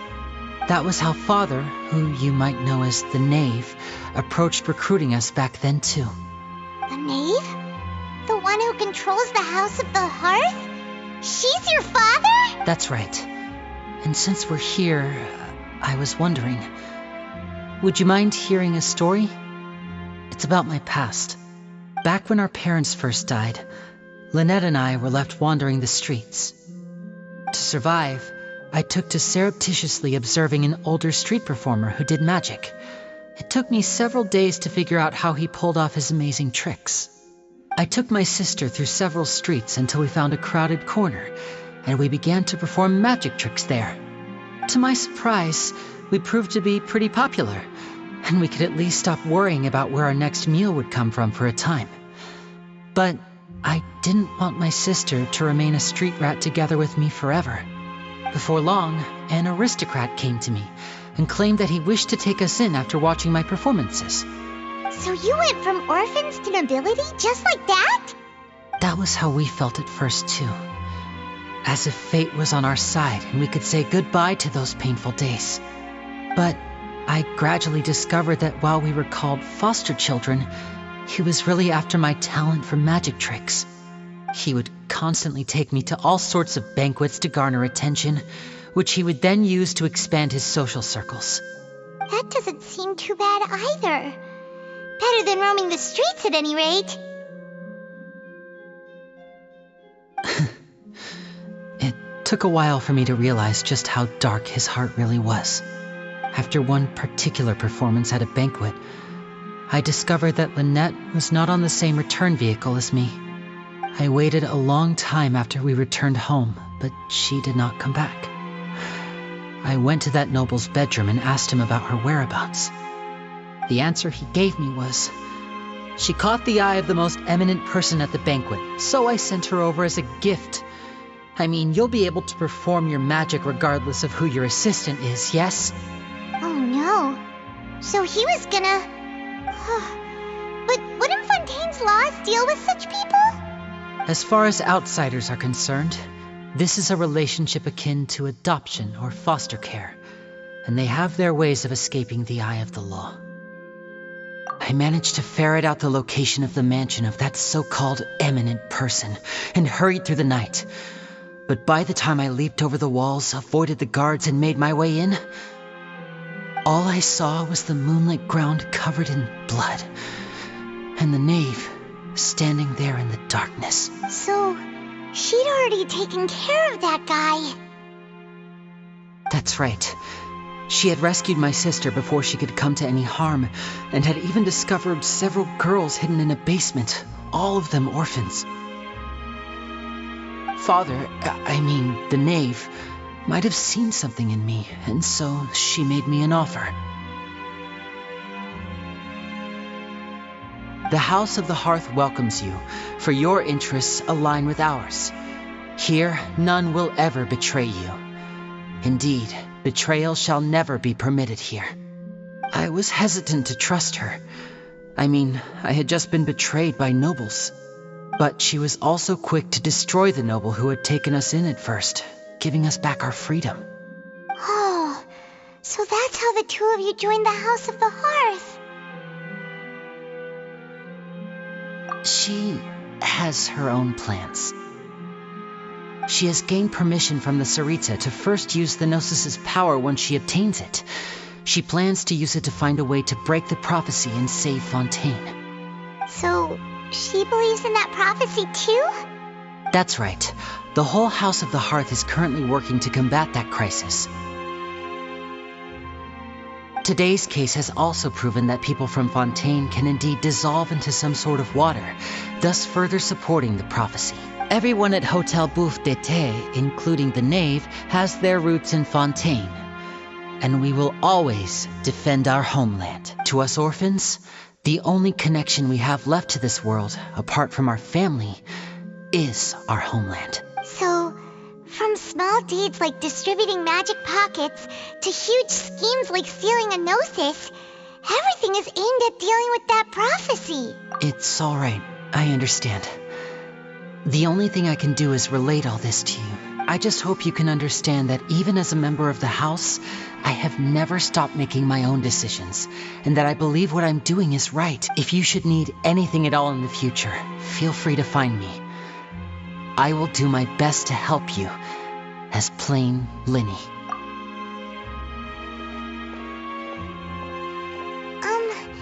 Bye, Linny!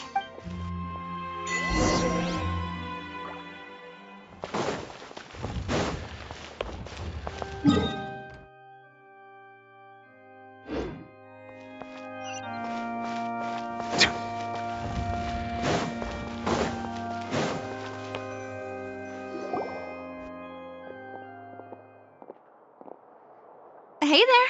What was with the disappearing act you pulled right as the trial ended? Were you looking for us, Navia? Well, this whole thing isn't exactly over, is it? I do feel that we're getting closer to solving the serial disappearances case, though. Don't you think so, too? Huh? What's wrong, my dear partner?